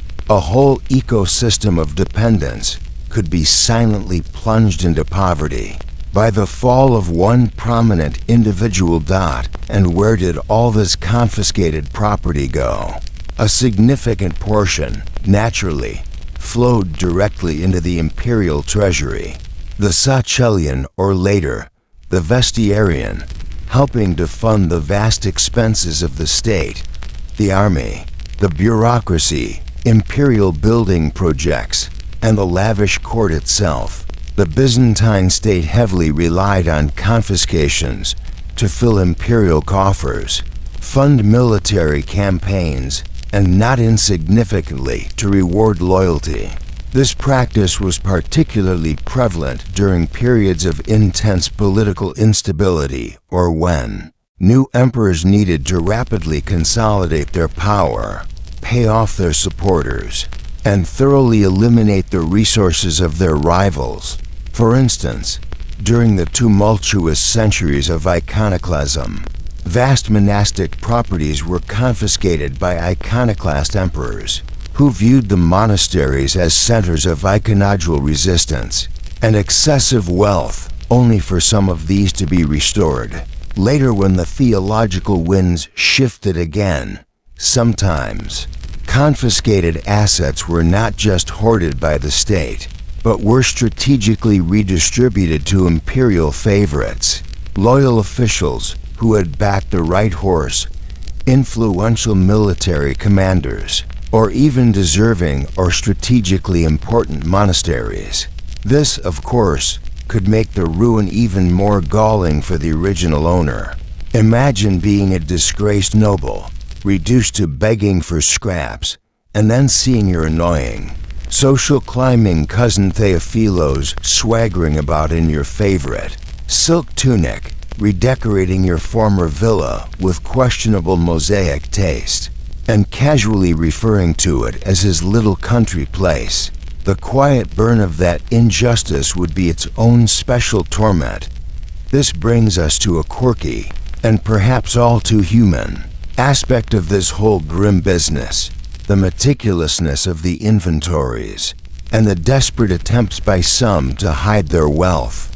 You can almost picture the scenes: imperial clerks, with their ink pots and styluses, painstakingly listing every candelabrum, every cushion, every last broken amphora or slightly threadbare, but nonetheless valuable tapestry, all for the imperial. Record: the curator of confiscated couch cushions was probably a much sought after, if slightly niche, imperial position, great for finding loose change, one imagines. Faced with such thoroughness, people who suspected trouble was brewing got remarkably inventive with creative home storage solutions. No, esteemed fiscal agent, that's not a suspiciously large pile of gold solidi buried under the floorboards of the latrine. That's an experimental new type of underfloor heating, very eco-friendly, terribly Roman, you know. This, in turn, led to the state sometimes employing informants, or perhaps less savory methods we won't linger on, to uncover such hidden hoards, adding another layer of quiet terror and suspicion to the lives of the wealthy elite. The long-term impact of such widespread confiscatory practices is, of course, a matter of ongoing scholarly discussion. Historians still argue whether large-scale confiscations ultimately strengthened the Byzantine state by providing essential resources and effectively punishing dissent, or if, in the long run, they actually destabilized fundamental property rights, discouraged long-term investment and economic initiative, and fostered a pervasive atmosphere of insecurity and sycophancy among the elite. If your entire fortune could vanish overnight on a whim, or a trumped-up charge, how secure could anyone truly feel property's ghost then was a very real and terrifying specter in the Byzantine world. The silent, bureaucratic dismantling of an individual's entire material existence was a cornerstone of imperial control, a way to neutralize enemies, reward friends, and fill the treasury, all often without the noise and drama of more overtly violent punishments. It left its victims as hollow shells, stripped of their standing, their influence, their very ability to function in the society that had once revered them. They became living ghosts, haunting the fringes of a world that no longer recognized them. Their ruin a quiet testament to the emperor's absolute power. And for those completely ruined, shorn of wealth and status, What was the next logical step? In their quiet disappearance from the world stage, often, it was a one-way journey to a place we've already visited in our thoughts, the monastery, not as an honored guest, but as a shorn and penniless inmate. You can almost picture the scene, can't you? The echoing emptiness of a once grand villa, its treasures spirited away by the silent efficiency of imperial agents, leaving behind nothing but the ghost of a confiscated fortune. This spectral ruin often trailed its unfortunate former owner to the very gates of a monastery. For what else was truly left for a high-ranking individual stripped bare of wealth, their social standing annihilated, their political ambitions dashed, and often, their last vestiges of worldly hope extinguished? A quiet life of enforced holiness, a holy confinement, was frequently the next and final stop on their downward trajectory. We've brushed against the concept of forced tonsure before, that ceremonial shaving of the head, sometimes accompanied by the removal of a fine Byzantine beard that marked an individual for a life dedicated to God. But now, let's delve deeper into this practice, not as a prelude to simple shaming, but as the definitive act of political and social neutralization, often the solemn, quiet culmination of a series of other punishments. It wasn't so much a calling from the divine that led many a former duke or general to the cloister, as a very firm, non-negotiable shoving by the emperor, usually complete with a one-way ticket to a remote spiritual institution and a complimentary, non-optional haircut. The symbolism of the tonsure was profound and, for the unwilling recipient, crushingly final. This wasn't just about adopting a new, less worldly hairstyle. It was a ritualistic severing from secular life. By undergoing the tonsure and donning the simple, often coarse, monastic robes, the latest in high monastic fashion, provided shapeless, itchy, and aggressively beige was your preferred aesthetic. You were, in theory, embracing vows of poverty, chastity, and obedience. The vow of poverty, of course, was often insultingly easy to keep, especially after the imperial treasury had so kindly and thoroughly unburdened you of all your worldly goods only a few weeks prior. Silver linings, the act itself, often performed with solemn ceremony, was another of Byzantium's quiet masterstrokes. Picture the scene, the flickering candlelight of a monastery chapel, the hushed chanting of monks, the cold scrape of the razor on a scalp that perhaps once bore a jeweled diadem or a laurel wreath. It was a moment of irrevocable transformation, at least in the eyes of the state and the church. Once tonsured, you were Brother Theodosius or Sister Euphrosyne, your former grand titles and family name fading into a previous, now inaccessible, life. Your LinkedIn profile update, had such a thing existed, would have been particularly tricky. Formerly Emperor of the Romans, currently exploring exciting new opportunities in advanced Gregorian chanting and competitive floor scrubbing. The quiet, monastic life that followed was a study in contrasts, the serene ideal versus the often bitter reality for these forcibly consecrated individuals. The ideal, of course, was a life of prayer, peaceful contemplation, detachment from the turbulent cares of the world, and communion with the divine. The reality, for someone who had perhaps been plotting military campaigns or navigating treacherous court intrigues only a month before, could be a torment of a different kind. The profound silence of the monastery, broken only by the ringing of bells for services, the murmur of prayers, and the rustle of robes, could become an echoing chamber for their bitterness, their resentment, their endless, agonizing replays of what if boredom, a vast, unfillable void, would loom large, longing for lost power, for family left behind, for the vibrant chaos of the life that had been stolen. These were the unwelcome cellmates of many an imperial monk or nun. The daily routine was a monotonous cycle: early rising, long hours, spent in chapel services, simple, often manual, labor in the monastery gardens or scriptorium, meager meals eaten in silence while a lector read from the lives of saints. Who had actually chosen this path?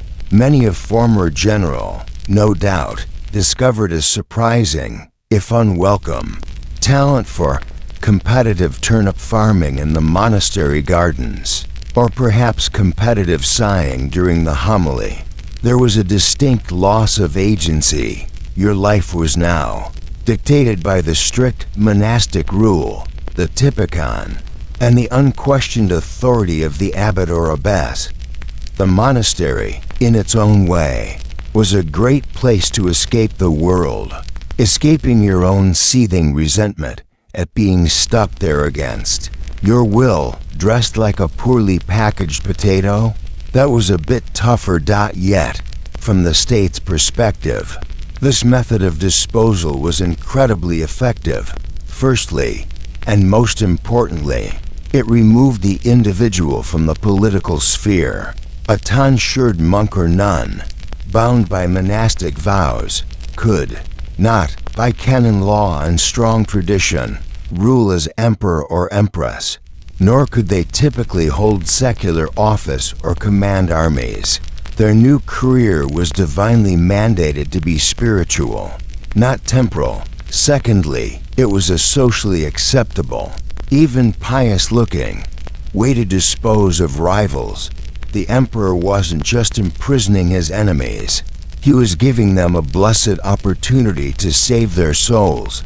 How very Christian of him. You can almost hear the celestial choir ironically humming in the background.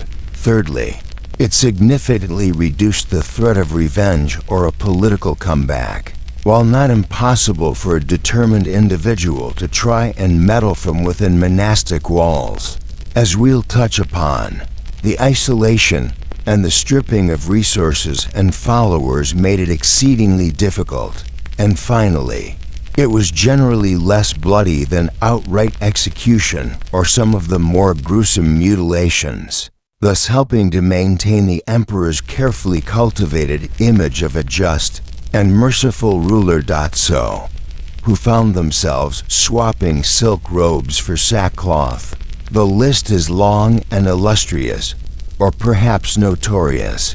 Deposed emperors and empresses frequently found their reigns ending not with a bang, but with the quiet click of a monastery gate, locking behind them ambitious nobles whose ambitions outstripped their grasp, defeated rebels, problematic patriarchs who clashed with imperial policy, and sometimes entire families associated with a fallen faction could be compelled to take the tonsure. Forced tonsure and subsequent confinement in a monastery was a standard method used by Byzantine emperors to neutralize political rivals, including bothersome members of their own extended families or figures from previous imperial dynasties, effectively removing them from volatile succession struggles and the temptations of public life.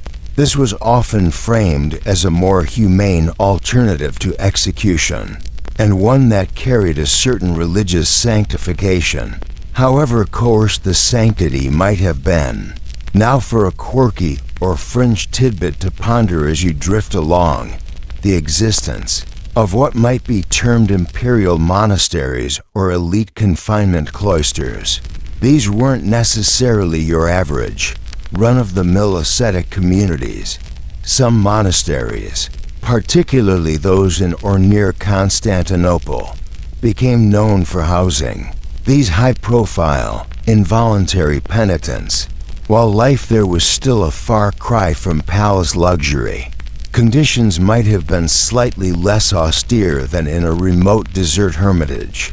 There are even whispered stories of some of these monks, or nuns, still managing to pull a few political strings from behind their prayer beads, sending secret messages via sympathetic or bribable visitors, or biding their time, hoping for a shift in the political winds that might miraculously reverse their fortunes. The legal and theological status of vows made under such extreme duress also presented a fascinating wrinkle. Were they truly binding in the eyes of God? If your options were become a monk or become intimately acquainted with a hot poker, generally, for the sake of social and political stability, the church tended to uphold them.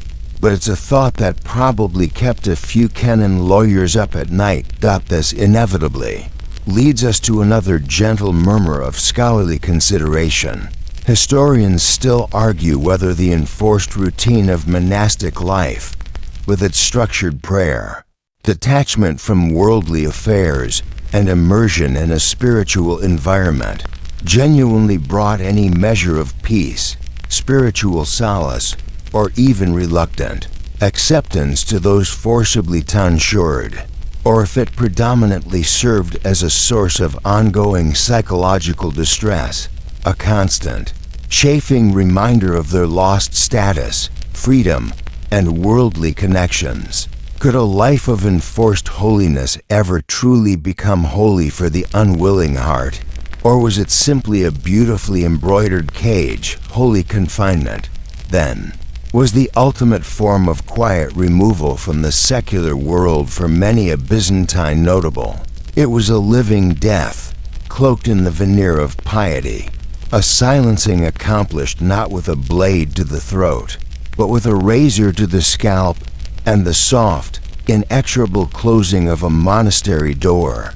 Their ambitions were tonsured away, their power robed in humility, their voices lost in the chorus of enforced prayer. As you settle deeper into your own tranquil space, imagine that profound, monastic silence, a silence that for some was peace, and for many others, the deafening sound of a life unlived. But even within those walls, or deeper still in the state's less sanctified places of detention, other forms of quiet suffering could unfold. You perceive now the profound, almost sepulchral quiet of that enforced monastic existence, a life sentence served in the robes of unwilling piety.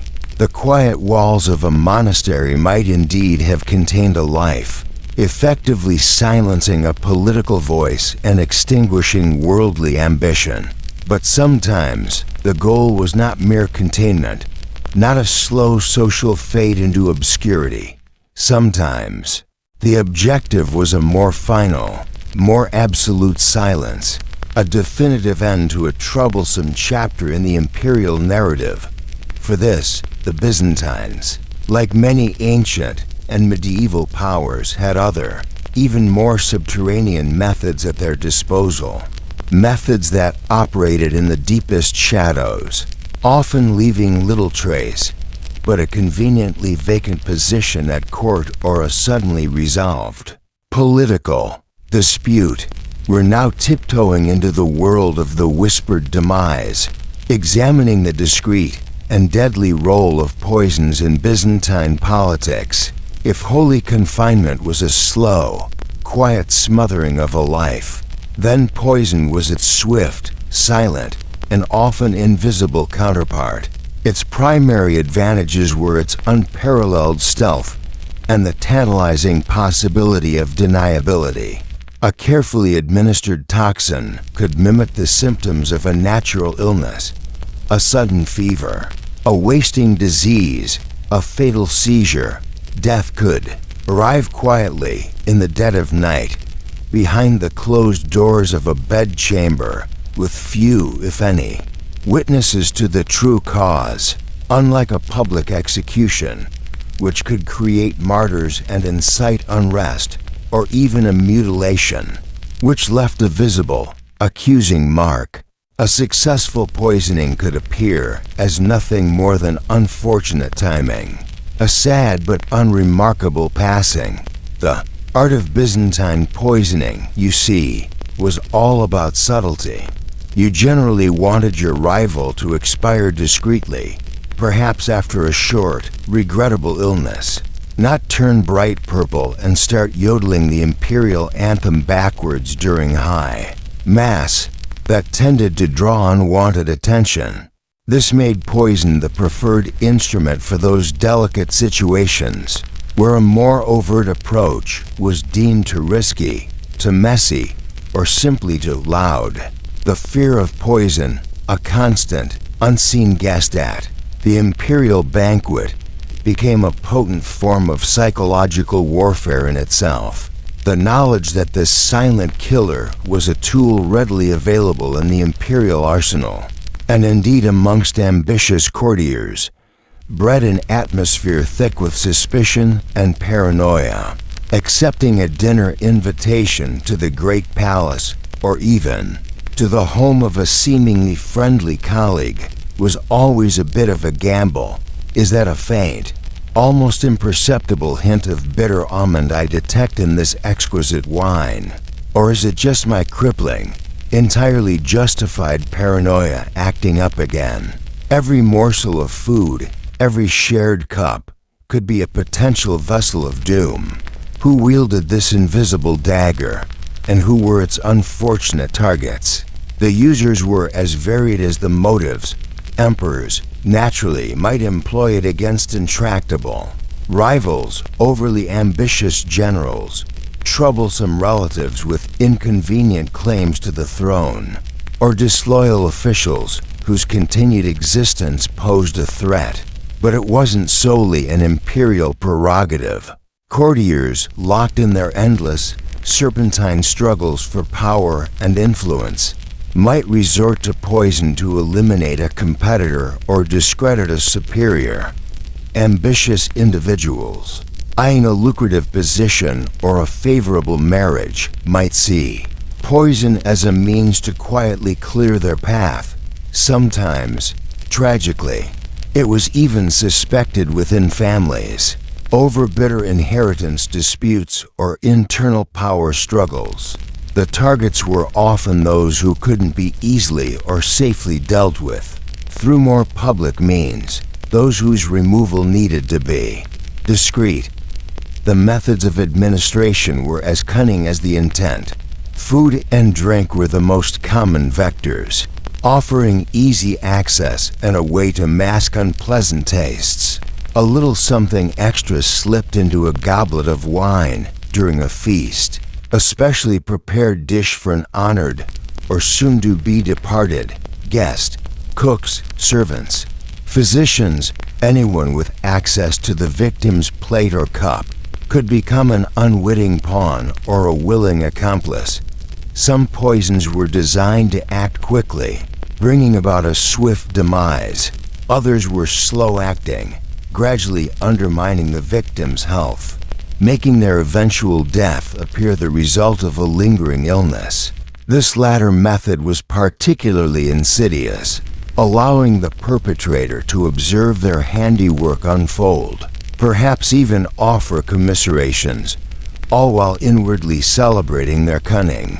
Sudden illness in a politically inconvenient person was often diagnosed by contemporary observers, if not by physicians, as an acute case of being in the wrong place at the wrong time with the wrong vintage. The poisons themselves were derived from a grim pharmacopoeia.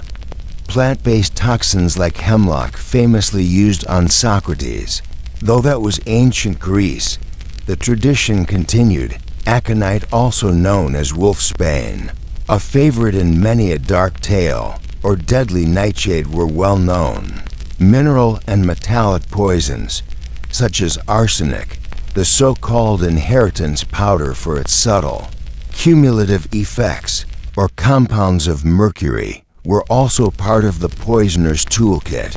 Detection in that era was incredibly difficult, often impossible, Autopsies, when performed at all, were rudimentary, and the subtle chemical signatures of many poisons would have been completely missed, leaving rumor and suspicion as the only accusers.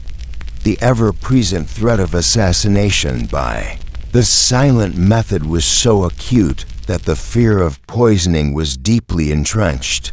In the Byzantine court, emperors almost invariably employed professional food tasters, known as gustators, a practice inherited from Roman times, and maintained elaborate protocols to safeguard their meals and person. Being the imperial food taster was a job with understandably high turnover and probably an excellent, if rarely enjoyed, benefits package, likely including a really good life insurance policy and a pre-booked, very quiet, plot in a nice cemetery. Every meal was a small drama, a silent gamble with death. This pervasive fear and the specialized knowledge undoubtedly associated with toxicology gave rise to some intriguing, if murky, tidbits. There are whispers in some later, often unreliable, sources of a book of poisons, supposedly written or compiled by a learned empress or a shadowy court physician, detailing various lethal concoctions, their preparation, their symptoms, and perhaps even their antidotes. While the actual existence of such a definitive, comprehensive manual is highly debated and likely embellished, the very idea speaks volumes about the mystique, the dread, and the almost scientific aura that surrounded the art of poisoning. One can also imagine the existence of more theatrical, cloak and dagger delivery mechanisms, like the infamous poison rings with hidden compartments. Though these are more the stuff of romantic legend than solidly documented Byzantine daily wear, more historically grounded were the complex theriacs and supposed universal antidotes, like mithridate, which often contained a bewildering array of ingredients, sometimes including minute, homeopathic amounts of poisons themselves in an attempt to build immunity or counteract toxins. Naturally, the prevalence and impact of this silent killer in Byzantine society is a topic ripe for scholarly contemplation. Historians still argue whether the perceived frequency of poisoning recounted in Byzantine chronicles and historical narratives reflects a genuine epidemic of such covert acts, or if poison often became a convenient, sensational, and frequently unprovable accusation used to tarnish political opponents, explain away sudden or embarrassing deaths of prominent figures, or simply add a dash of lurid drama to a politically charged atmosphere. Was every sudden imperial stomachache truly an assassination attempt, or just a case of questionable palace catering? Medieval Yelp reviews for Constantinopolitan state banquets might have been quite telling. The ambience was opulent, the dancers skilled, but the hypocrites had a funny aftertaste and made my uncle the Duke seize up, in a most unseemly manner. Might try the little taverna down by the Golden Horn next time. The whispered demise, achieved through the careful application of poison, was a chillingly effective tool in the shadowy theater of Byzantine power. It was the ultimate, silent punishment, the unseen hand that could rearrange the succession, settle old scores, and remove inconvenient obstacles, all without the vulgar noise of open conflict. It fostered an environment where trust was a rare and precious commodity, where every sip, every bite, every sudden illness could be freighted with lethal suspicion. Byzantine courtiers, you imagine, developed trust issues that would make a modern spy novel read like a children's tea party. You want me to sign this important treaty, or is the ink unusually spicy today? As you drift deeper into the quiet of the night, Let the thought of these invisible dangers settle. The rustle of a silken robe in a dark corridor, the glint of a goblet in a trembling hand, the unspoken fear that hung in the perfumed air of the palace. These were the hallmarks of a world where death could arrive as softly as a falling feather. But not all quiet suffering in Byzantium was so swiftly terminal, nor always so exotically administered. Some forms of silent despair unfolded in more mundane, yet equally grim, places of confinement, far from the gilded cages of monastic exile or the lethal elegance of a poisoned cup. You perceive now the lingering chill of that whispered demise, the silent, invisible threat of poison that permeated the gilded corridors and shadowy corners of Byzantine power. The swift, often untraceable finality it offered was one way to ensure an absolute silence. But what of those for whom death, even a discreetly administered one, was not the immediate imperial sentence? What of those condemned to a slower, more grinding form of quietus, a living entombment not in a distant monastery with its veneer of spiritual purpose, but within the less storied, more overtly grim confines of a Byzantine prison? Here, in the dungeon's hush, unfolded a different kind of quiet suffering, a long, unceremonious descent into despair. You find your thoughts drifting down into the subterranean levels of Constantinople, beneath the glittering mosaics and bustling forums to places the sun rarely, if ever, troubled. Byzantine prisons weren't monolithic. They ranged from temporary holding cells, perhaps in a guardhouse or a city gate, to deeper, darker, more permanent dungeons designed for those the state wished to contain, to punish, or simply to forget. Names like the Prison of Animas, part of the Blotchernet Palace complex, or the rumored Tower of Oblivion, Leith, within the great palace itself, evoke a chilling sense of places where hope went to quietly expire. These weren't institutions of reform, you understand. Their primary purpose was grimly straightforward: containment and the infliction of suffering, often through sheer, grinding neglect. The imperial dungeons, you might say, weren't exactly five-star accommodations on the Byzantine equivalent of TripAdvisor. More like 1 star, would not recommend. The anemic rats offer surprisingly good company, but the damp is a killer for the sinuses. The silent despair of these places was a potent, invisible miasma.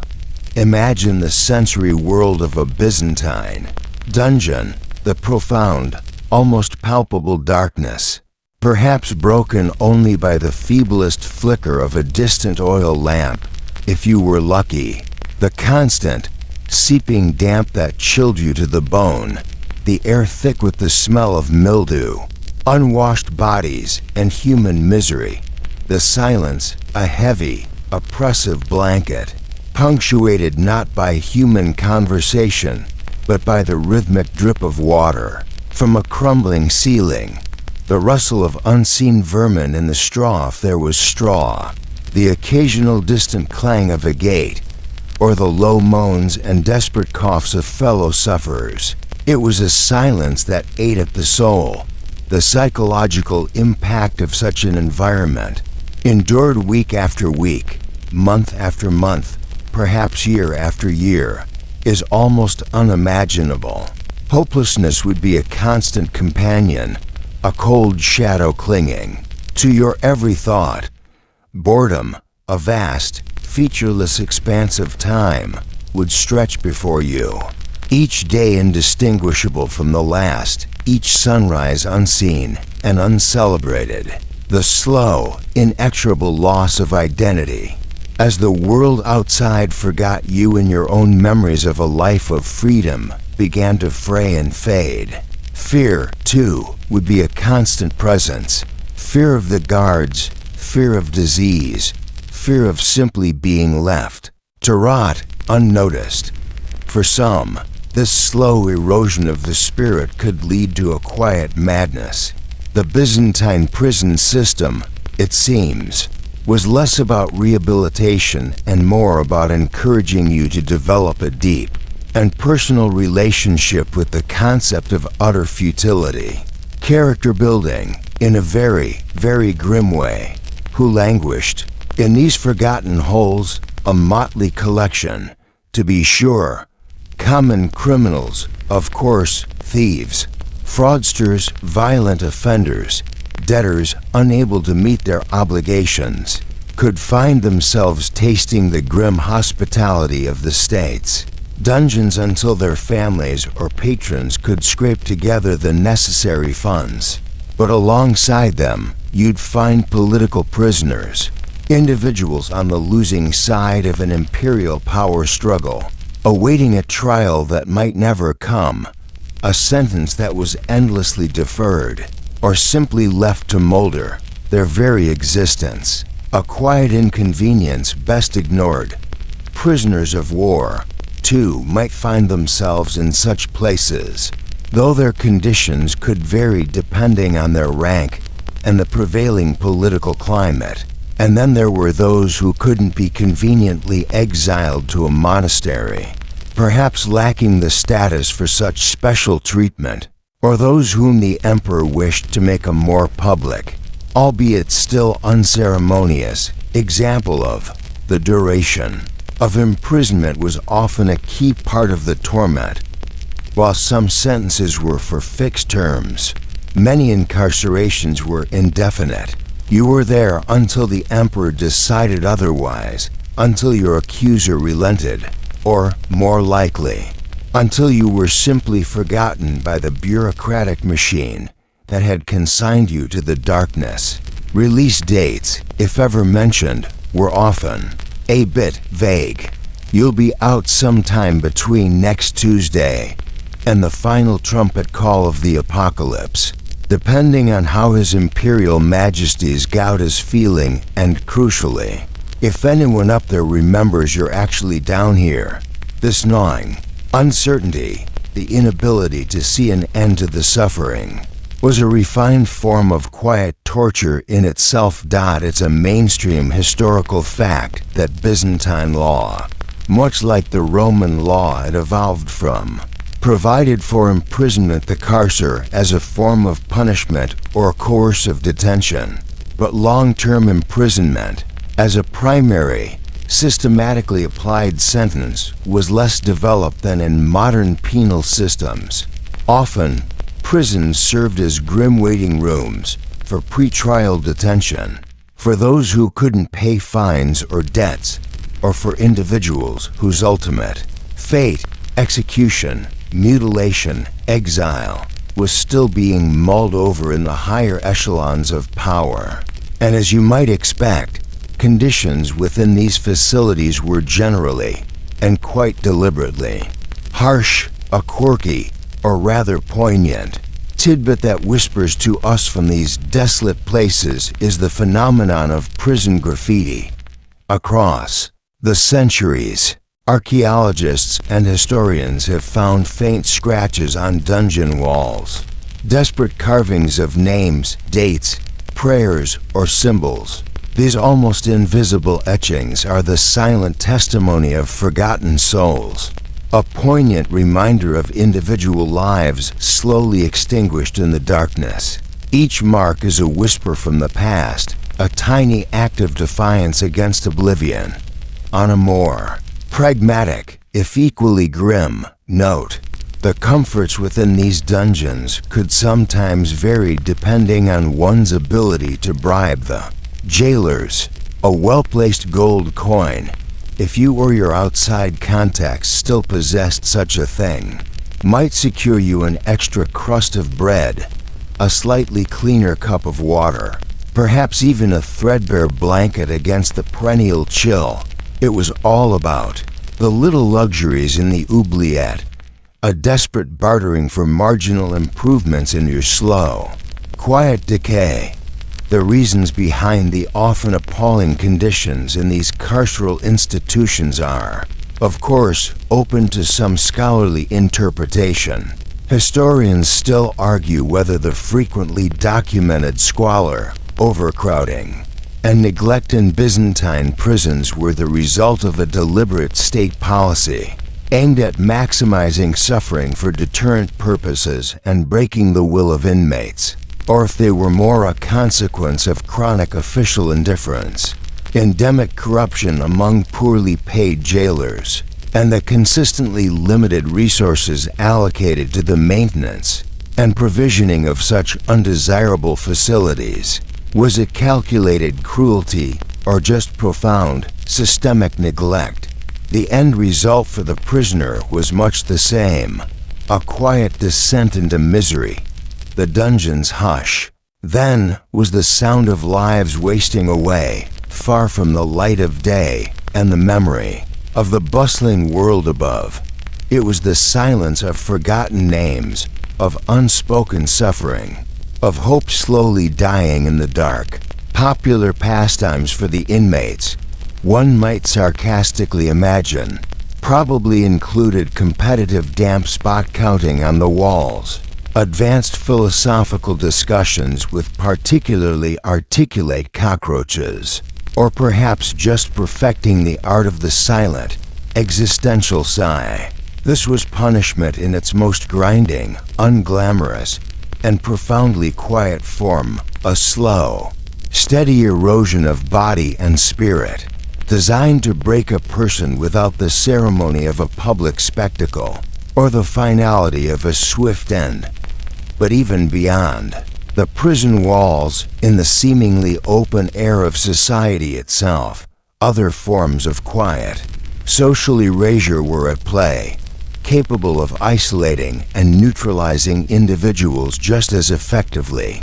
You sense a different kind of cold now, seeping into your thoughts, a chill that doesn't emanate from the damp stone of a dungeon or the remote winds of an island monastery.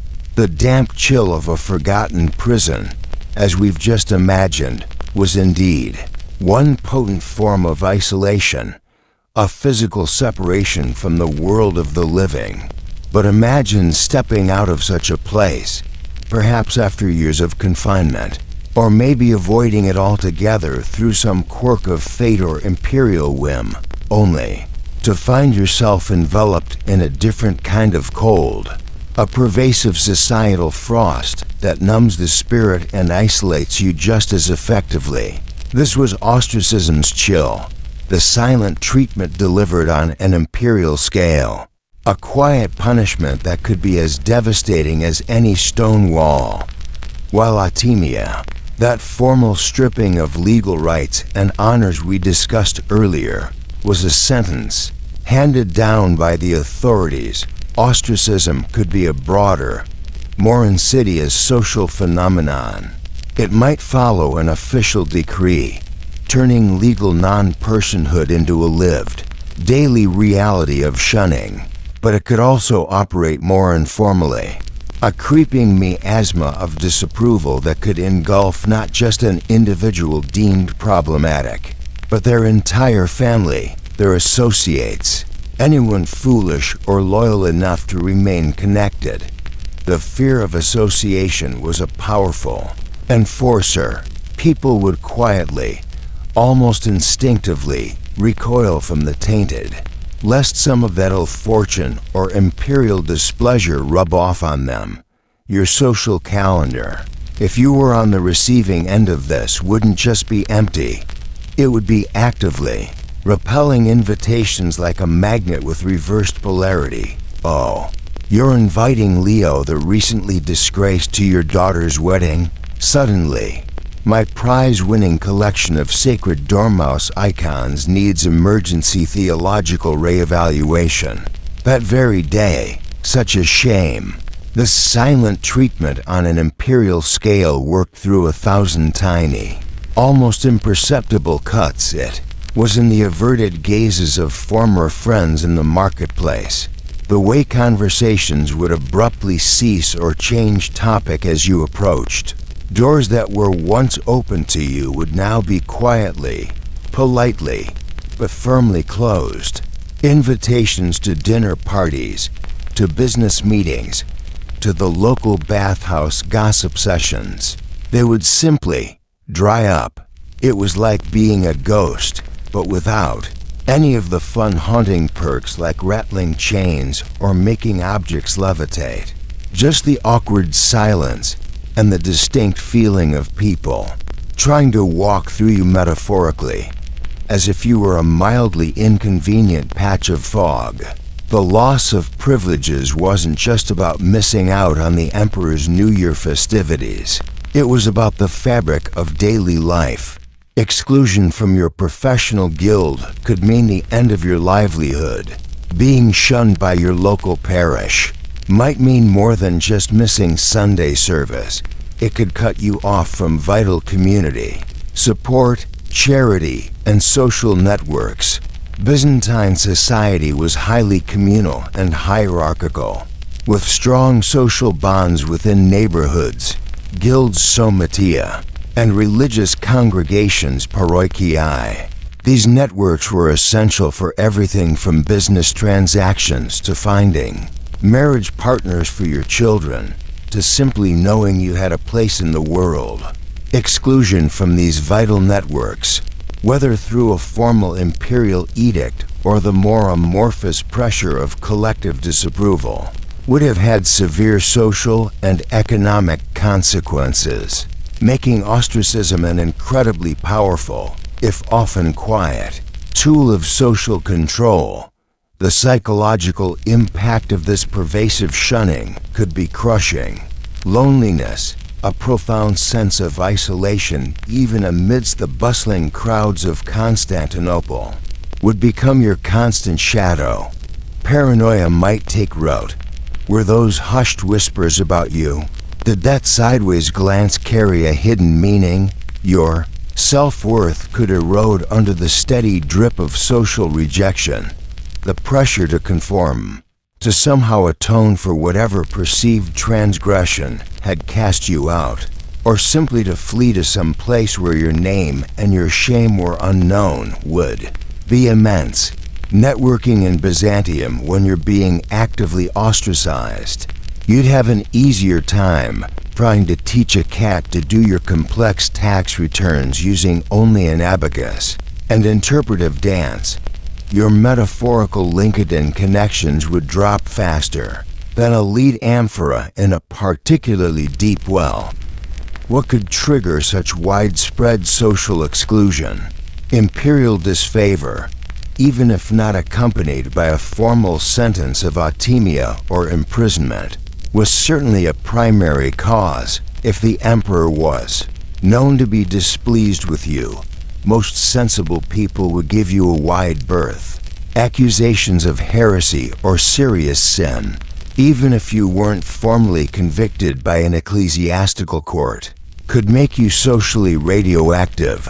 Simply being associated with known traitors or previously disgraced figures could tarnish you by proximity. And of course, breaking deeply ingrained social taboos or offending powerful local sensibilities could lead to your community quietly, but firmly, closing ranks against you. The Constantinopolitan rumor mill, you can be sure, was far more efficient and far-reaching than the Imperial Postal Service. By lunchtime, half the city could know you were socially suboptimal, and probably have a fairly embellished version of why. A quirky, though not particularly amusing, tidbit is how public shaming rituals could often be the catalyst for prolonged, informal ostracism by the community, long after the official punishment itself had concluded. Remember those forced parades, perhaps riding backwards on a donkey, or being made to stand in a humiliating posture in the forum. The acute shame of the event itself might last a day, but the social memory, the brand of that disgrace, could cling to an individual for years, making true reintegration into the community a Herculean task. There might even have been subtle, unspoken gestures or social codes used to signify someone as unclean or to be shunned. A silent language of exclusion understood by all. If you found yourself at a party, a highly unlikely scenario if you were truly on the outs, and everyone suddenly became intensely interested in studying the intricate patterns on the ceiling tiles whenever you approached. That was your nonverbal cue. You were being iced out, Byzantine style. The pervasiveness and efficacy of this informal social control lead to an interesting point of scholarly reflection. Historians still argue whether informal social ostracism, driven by community pressures and the fear of association, was ultimately a more pervasive and effective means of enforcing conformity in daily Byzantine life than formal legal punishments, particularly for what might be considered lesser transgressions or for individuals who were outside the highest echelons of imperial power. Where direct state intervention was less frequent, did the silent judgment of one's peers often carry more weight in shaping behavior than the distant threat of imperial law. Ostracism's chill, then, was a potent and deeply unsettling form of quiet punishment. It required no dungeons, no executioners, no overt acts of violence from the state. It was powered by the collective will of society, or at least a significant portion of it. To exclude, to ignore, to make invisible. It was the cold, hard shoulder of an entire city. The deafening silence of 1,000 conversations you were no longer a part of.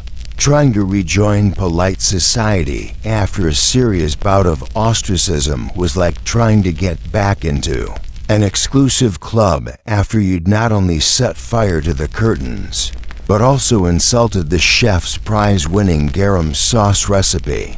Possible, perhaps, with immense effort and a change in the prevailing social winds, but monumentally awkward and never quite the same.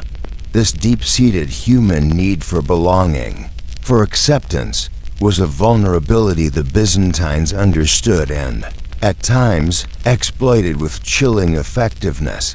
The fear of being cast out, of becoming a social nonentity, was a powerful force for maintaining order and ensuring that individuals thought very carefully before stepping too far out of line. Such social pressures, the weight of collective disapproval, were often tied to specific types of offenses, particular ways in which one could transgress against the perceived norms of state, church, or community. And as we drift on, we'll consider some of these specific sins and the tailored, quiet retributions they might invite. You find your focus shifting now, drawing back from the wide, cold expanse of societal ostracism to the more particular, the more specifically tailored. The chilling silence of being shunned by an entire community often descended upon those who had committed particular transgressions, offenses that, while perhaps not always calling for the immediate, dramatic intervention of execution or the gruesome artistry of facial mutilation, still required a clear and quiet statement of societal or imperial disapproval. The Byzantines, you see, had a veritable spice rack of retributions, each one supposedly measured to the flavor of the sin, particularly for those non-violent offenses against the intricate machinery of the state or the profound sanctity of the church. Let's first peek into the ledgers of offenses against the state, the myriad ways one could displease Caesar without necessarily plotting to overthrow him. Consider, for instance, lesser forms of corruption or embezzlement by a minor official, not quite grand enough to warrant a full financial annihilation and monastic retirement package, but certainly needing a corrective sting. Such an individual might face hefty, quietly ruinous fines, a temporary suspension from their post, forcing them to cool their heels and their avaricious fingers, or perhaps a very public shaming. This could involve being paraded through their neighborhood, perhaps carrying a symbol of their misused office or an embarrassingly large sack, representing their ill-gotten gains, the silence of their former colleagues, and the pointed stares of the public would be their immediate, uncomfortable reward. Trying to hide a few extra solidi from the ever-watchful imperial tax collector was, in general, a risky game. The auditors, it was said, had noses like bloodhounds for undeclared income and abacuses that could seemingly calculate your very soul's net worth right down to the last fractional phallus. Then there was the matter of slander or libel against state officials. In an empire built on hierarchy and reputation, words could indeed be weapons. If your sharply worded graffiti about the local tax collector's parentage, or your anonymously circulated poem detailing the Praetorian prefect's unfortunate gambling habits, was traced back to you, the retribution might be quietly humiliating. You might be forced into a very public, very specific apology, perhaps delivered kneeling in the forum, the text carefully vetted by the offended party's underlings. There might also be a ritualistic destruction of the offending libelous text, torn up and burned before your very eyes, a quiet little bonfire of your literary ambitions. Or, if your bureaucratic blunder was less about words and more about actions, say, misfiling an important imperial decree or persistently showing up late for critical senatorial scroll reading sessions, your punishment might be a quiet, career-stalling reassignment. One day you're a promising clerk in the imperial chancery, the next, after a significant oopsie, you're the newly appointed assistant deputy overseer of goat husbandry and cheese quality control. In Outer Paphlagonia, quite the scenic demotion, tax evasion on a smaller, less dramatic scale also invited its own tailored, quiet retributions. Beyond fines, the names of defaulters might be publicly posted in the marketplace as silent, ongoing humiliation for all to see.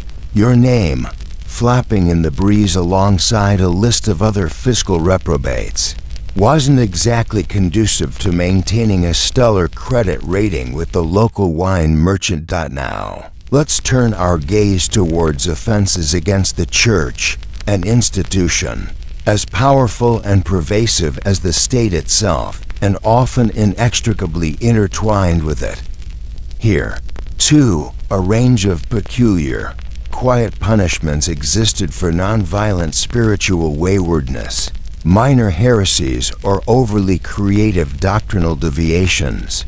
Perhaps your personal interpretation of the Holy Trinity was a bit too avant-garde for the patriarch's taste, could lead to a forced public recantation.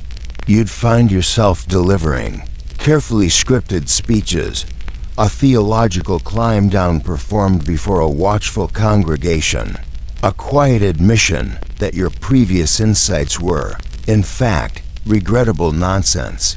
What I meant to say, esteemed brethren and sistren, was that my recent pamphlet on the 7.5 natures of the Archangel Michael was regrettably allegorical, deeply allegorical, and mostly wrong. My apologies. Next, the burning of heretical books, your own or those you unwisely championed, was another form of quiet destruction, the ideas within them turning to silent ash. Simony, the buying or selling of church offices, was a perennial problem and a serious sin. If caught, a cleric might be stripped of their ill-gotten office, subjected to a period of temporary excommunication, the ecclesiastical equivalent of being put in social and spiritual coventry. and perhaps dispatched to a monastery for an extended period of reflection on the sacredness of holy orders and the distinct unholiness of bribery. Blasphemy, in its less extreme forms, or casual sacrilege, like, say, pocketing a particularly shiny candlestick from the Hagia Sophia during a busy festival, generally frowned upon, even if it was a small one, might necessitate public prayers of atonement, specific and often arduous fasting regimens, or a temporary exclusion from receiving communion. The penance for pinching church property probably involved a lot of expensive beeswax candles to replace what you'd borrowed, and even more quiet, heartfelt regret, especially if the deacon had sharp eyes. The Byzantine Church, particularly, through its bishops and established ecclesiastical courts, had considerable authority to impose penances and punishments for a wide array of moral and religious offenses. These weren't always about dramatic anathemas from the pulpit. Often, they involved these meticulously prescribed public acts of contrition, specific fasts lasting weeks or months, exclusion from the sacraments for a set period, or the recitation of lengthy cycles of prayers, all detailed in canonical law and penitential texts. These were designed to bring the sinner back into the fold, but also to serve as a quiet, visible warning to the rest of the community, a rather quirky and very visible form of quiet punishment that could be applied for both secular and religious offenses was placarding. This involved forcing the guilty individual to wear a sign or pitakion around their neck or carry it, publicly displaying the nature of their specific offense. Imagine being compelled to wander the agora for a day wearing a sign that read, "I am Kyrillos, and I consistently watered down the wine I sold," and then brazenly blamed the cat for the taste. It wasn't exactly a winning look for market day, and definitely had the potential to impact repeat business and your overall social standing. Another peculiar, tailored retribution might involve a craftsman found guilty of using false weights or measures. Their dishonest tools might be paraded through the streets, and then ceremonially broken in the main square, followed by a period during which they were forbidden to practice their trade. A quiet, economic strangulation.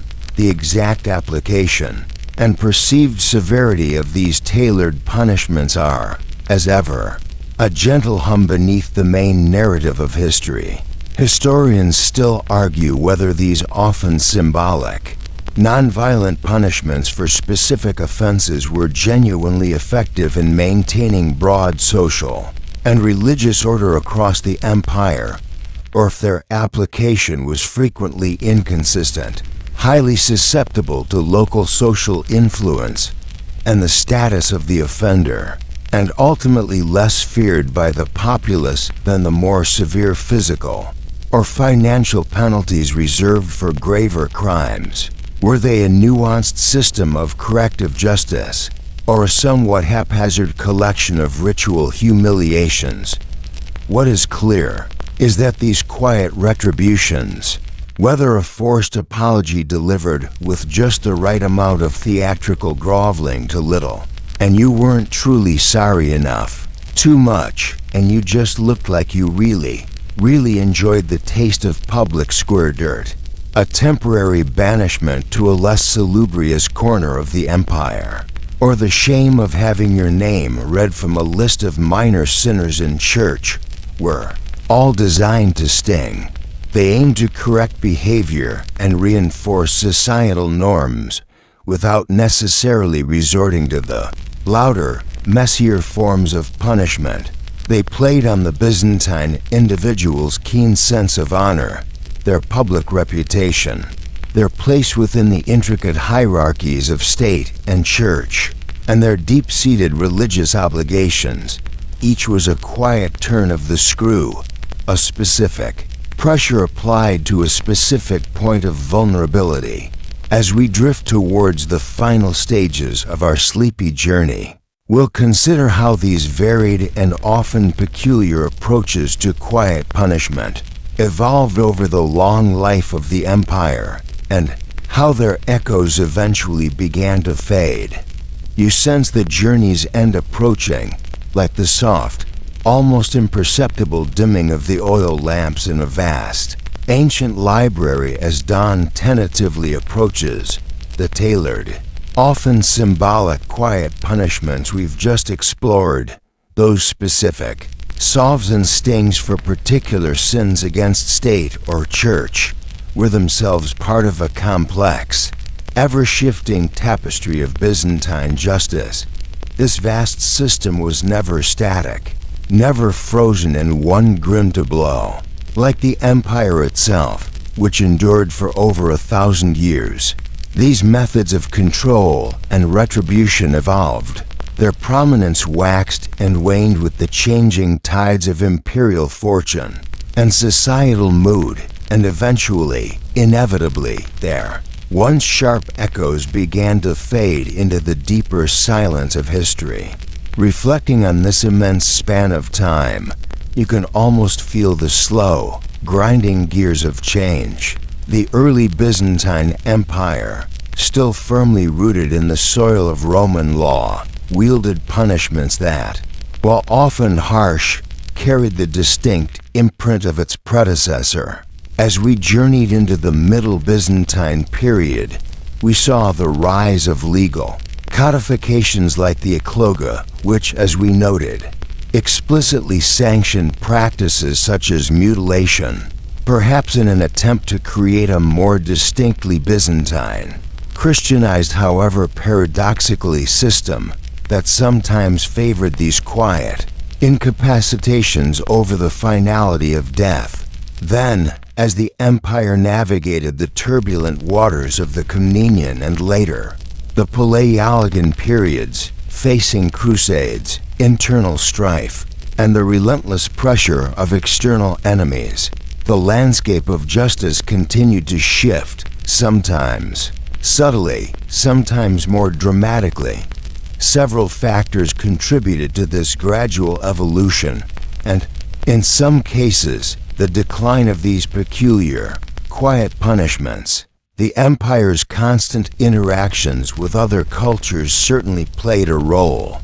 Contact with Western Europeans during the Crusades, or the ongoing, complex relationship with a rising power like the Ottoman Turks, inevitably led to an exchange, not just of goods and ideas, but also of legal concepts and penal practices. The Byzantines might have adopted certain foreign methods, or perhaps reacted against them, further refining or abandoning their own unique traditions.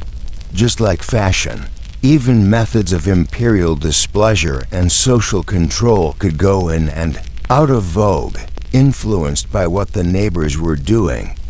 Blinding is so last century, darling.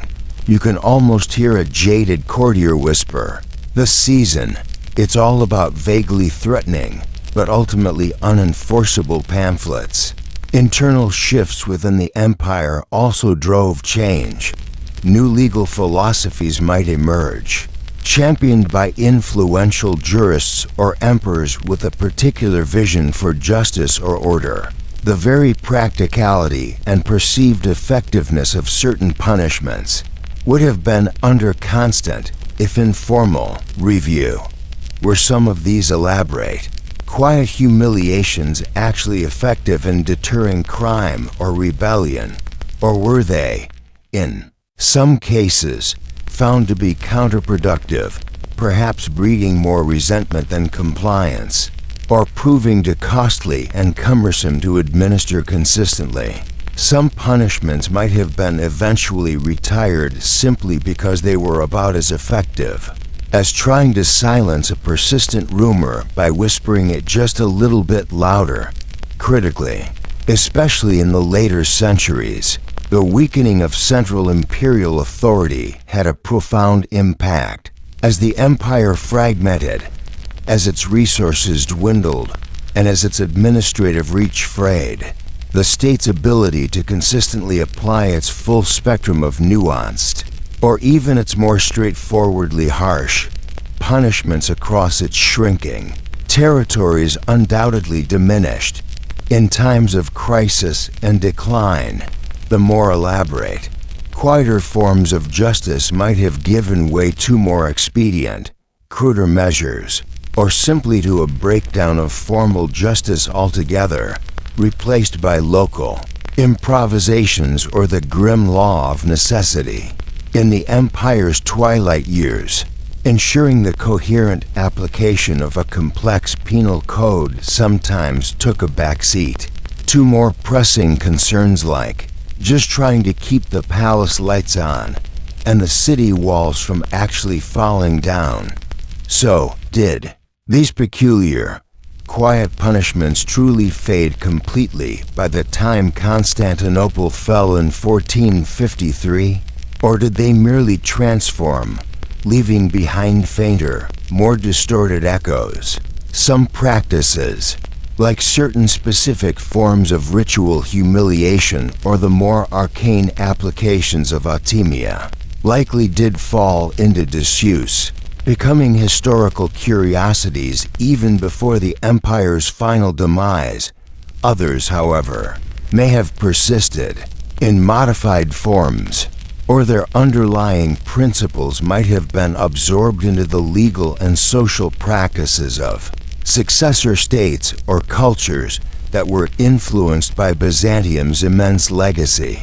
We remember the dramatic bits of history, the fiery sieges and the grand pronouncements, but a lot of these uniquely Byzantine quiet punishments just sort of tiptoed into historical obscurity, which, when you think about it, was rather fitting for their inherently understated, if deeply impactful, brand.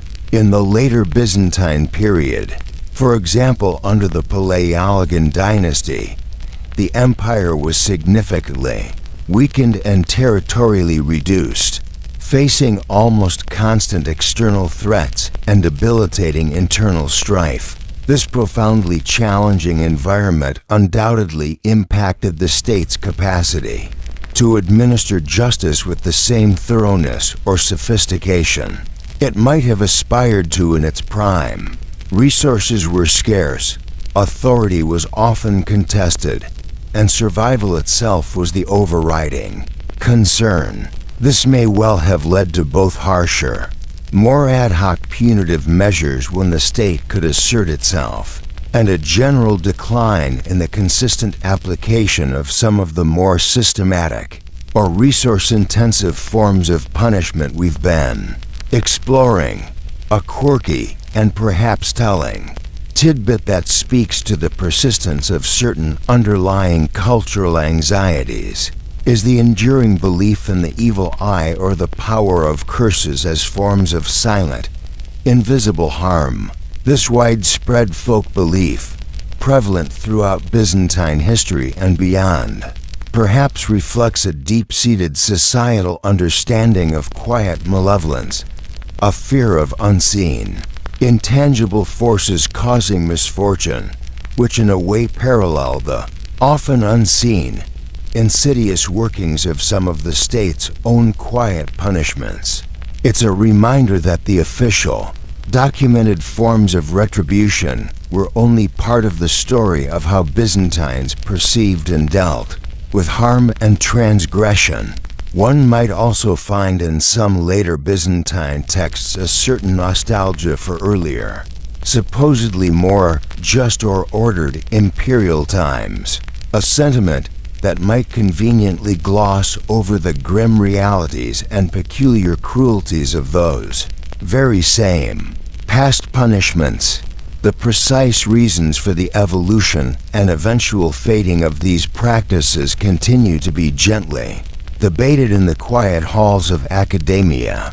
Historians still argue whether the apparent decline in the formal codification and widespread application of certain peculiar mutilations or elaborate public shamings in the very late Byzantine period was primarily due to a genuine, if gradual, humanizing trend in legal thought, the increasing influence of Western European legal concepts, or simply a pragmatic reflection of the diminishing power, shrinking resources, and crumbling administrative capacity of the dying state.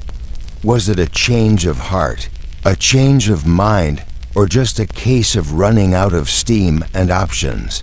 As these fading echoes of peculiar punishments recede, you are left with a sense of the unique character of the Byzantine approach to justice and control.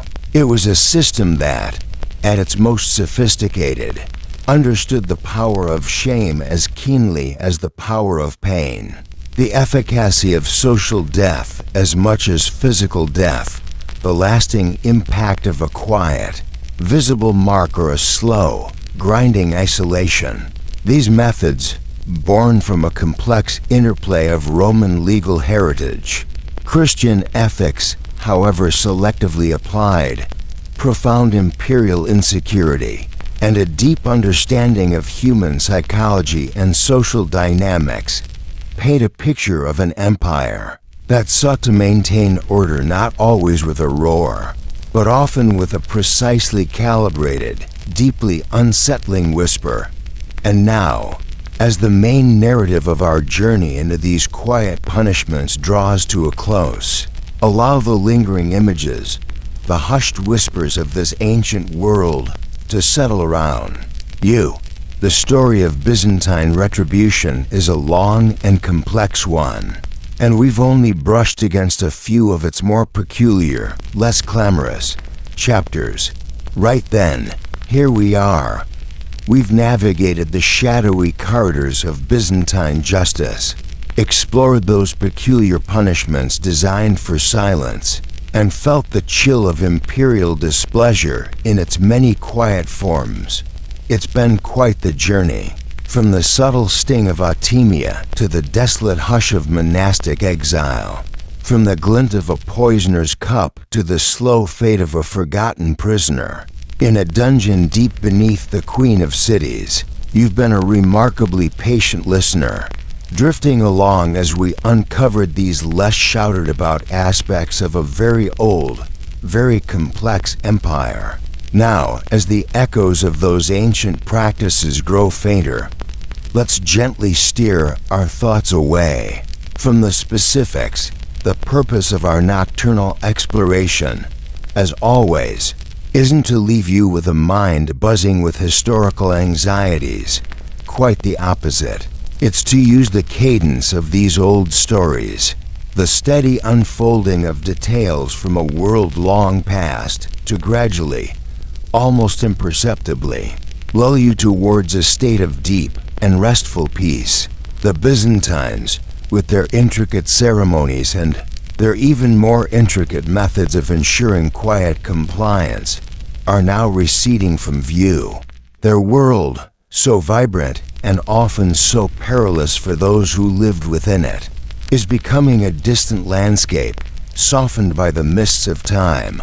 Imagine, if you will, that great, sprawling city of Constantinople. No longer are we focusing on its hidden chambers of judgment or its remote islands of confinement. Instead, picture it now as it might be in the deepest hour of the night, under a vast, velvet sky studded with countless indifferent stars. The immense walls, which once stood as a bulwark against a hostile world, are now just dark, silent ramparts, their purpose fulfilled, their watchmen long asleep. The Golden Horn, that legendary waterway, is a ribbon of still, dark water, reflecting nothing but the serene celestial display above. The grand forums, once alive with the commerce and chatter of a million souls, are empty now, save for the gentle stirring of a night breeze whispering through deserted colonnades. The countless domes of its churches and palaces, which once gleamed gold in the Mediterranean sun, are now just soft, rounded silhouettes against the starlight, their intricate mosaics veiled in shadow, the sounds we've been listening for, the subtle hints of intrigue, the imagined scrape of a key in a dungeon lock, the rustle of a silken robe carrying a quiet sentence. These two are fading. They are being absorbed by the great, cumulative silence of centuries. What remains is a profound quiet, the kind of quiet that settles over a very old place that has seen too much to be easily disturbed. The air itself feels heavy with sleep, with the accumulated rest of generations. All those figures we've encountered, the emperors, the empresses, the ambitious courtiers, the unfortunate recipients of their quiet wrath. Their stories have been told for tonight. Their triumphs, their fears, their complicated lives have all resolved into the simple, undifferentiated dust of history.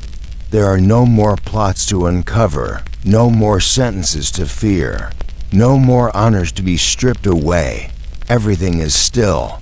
Everything is at peace. Let your own thoughts become still as well.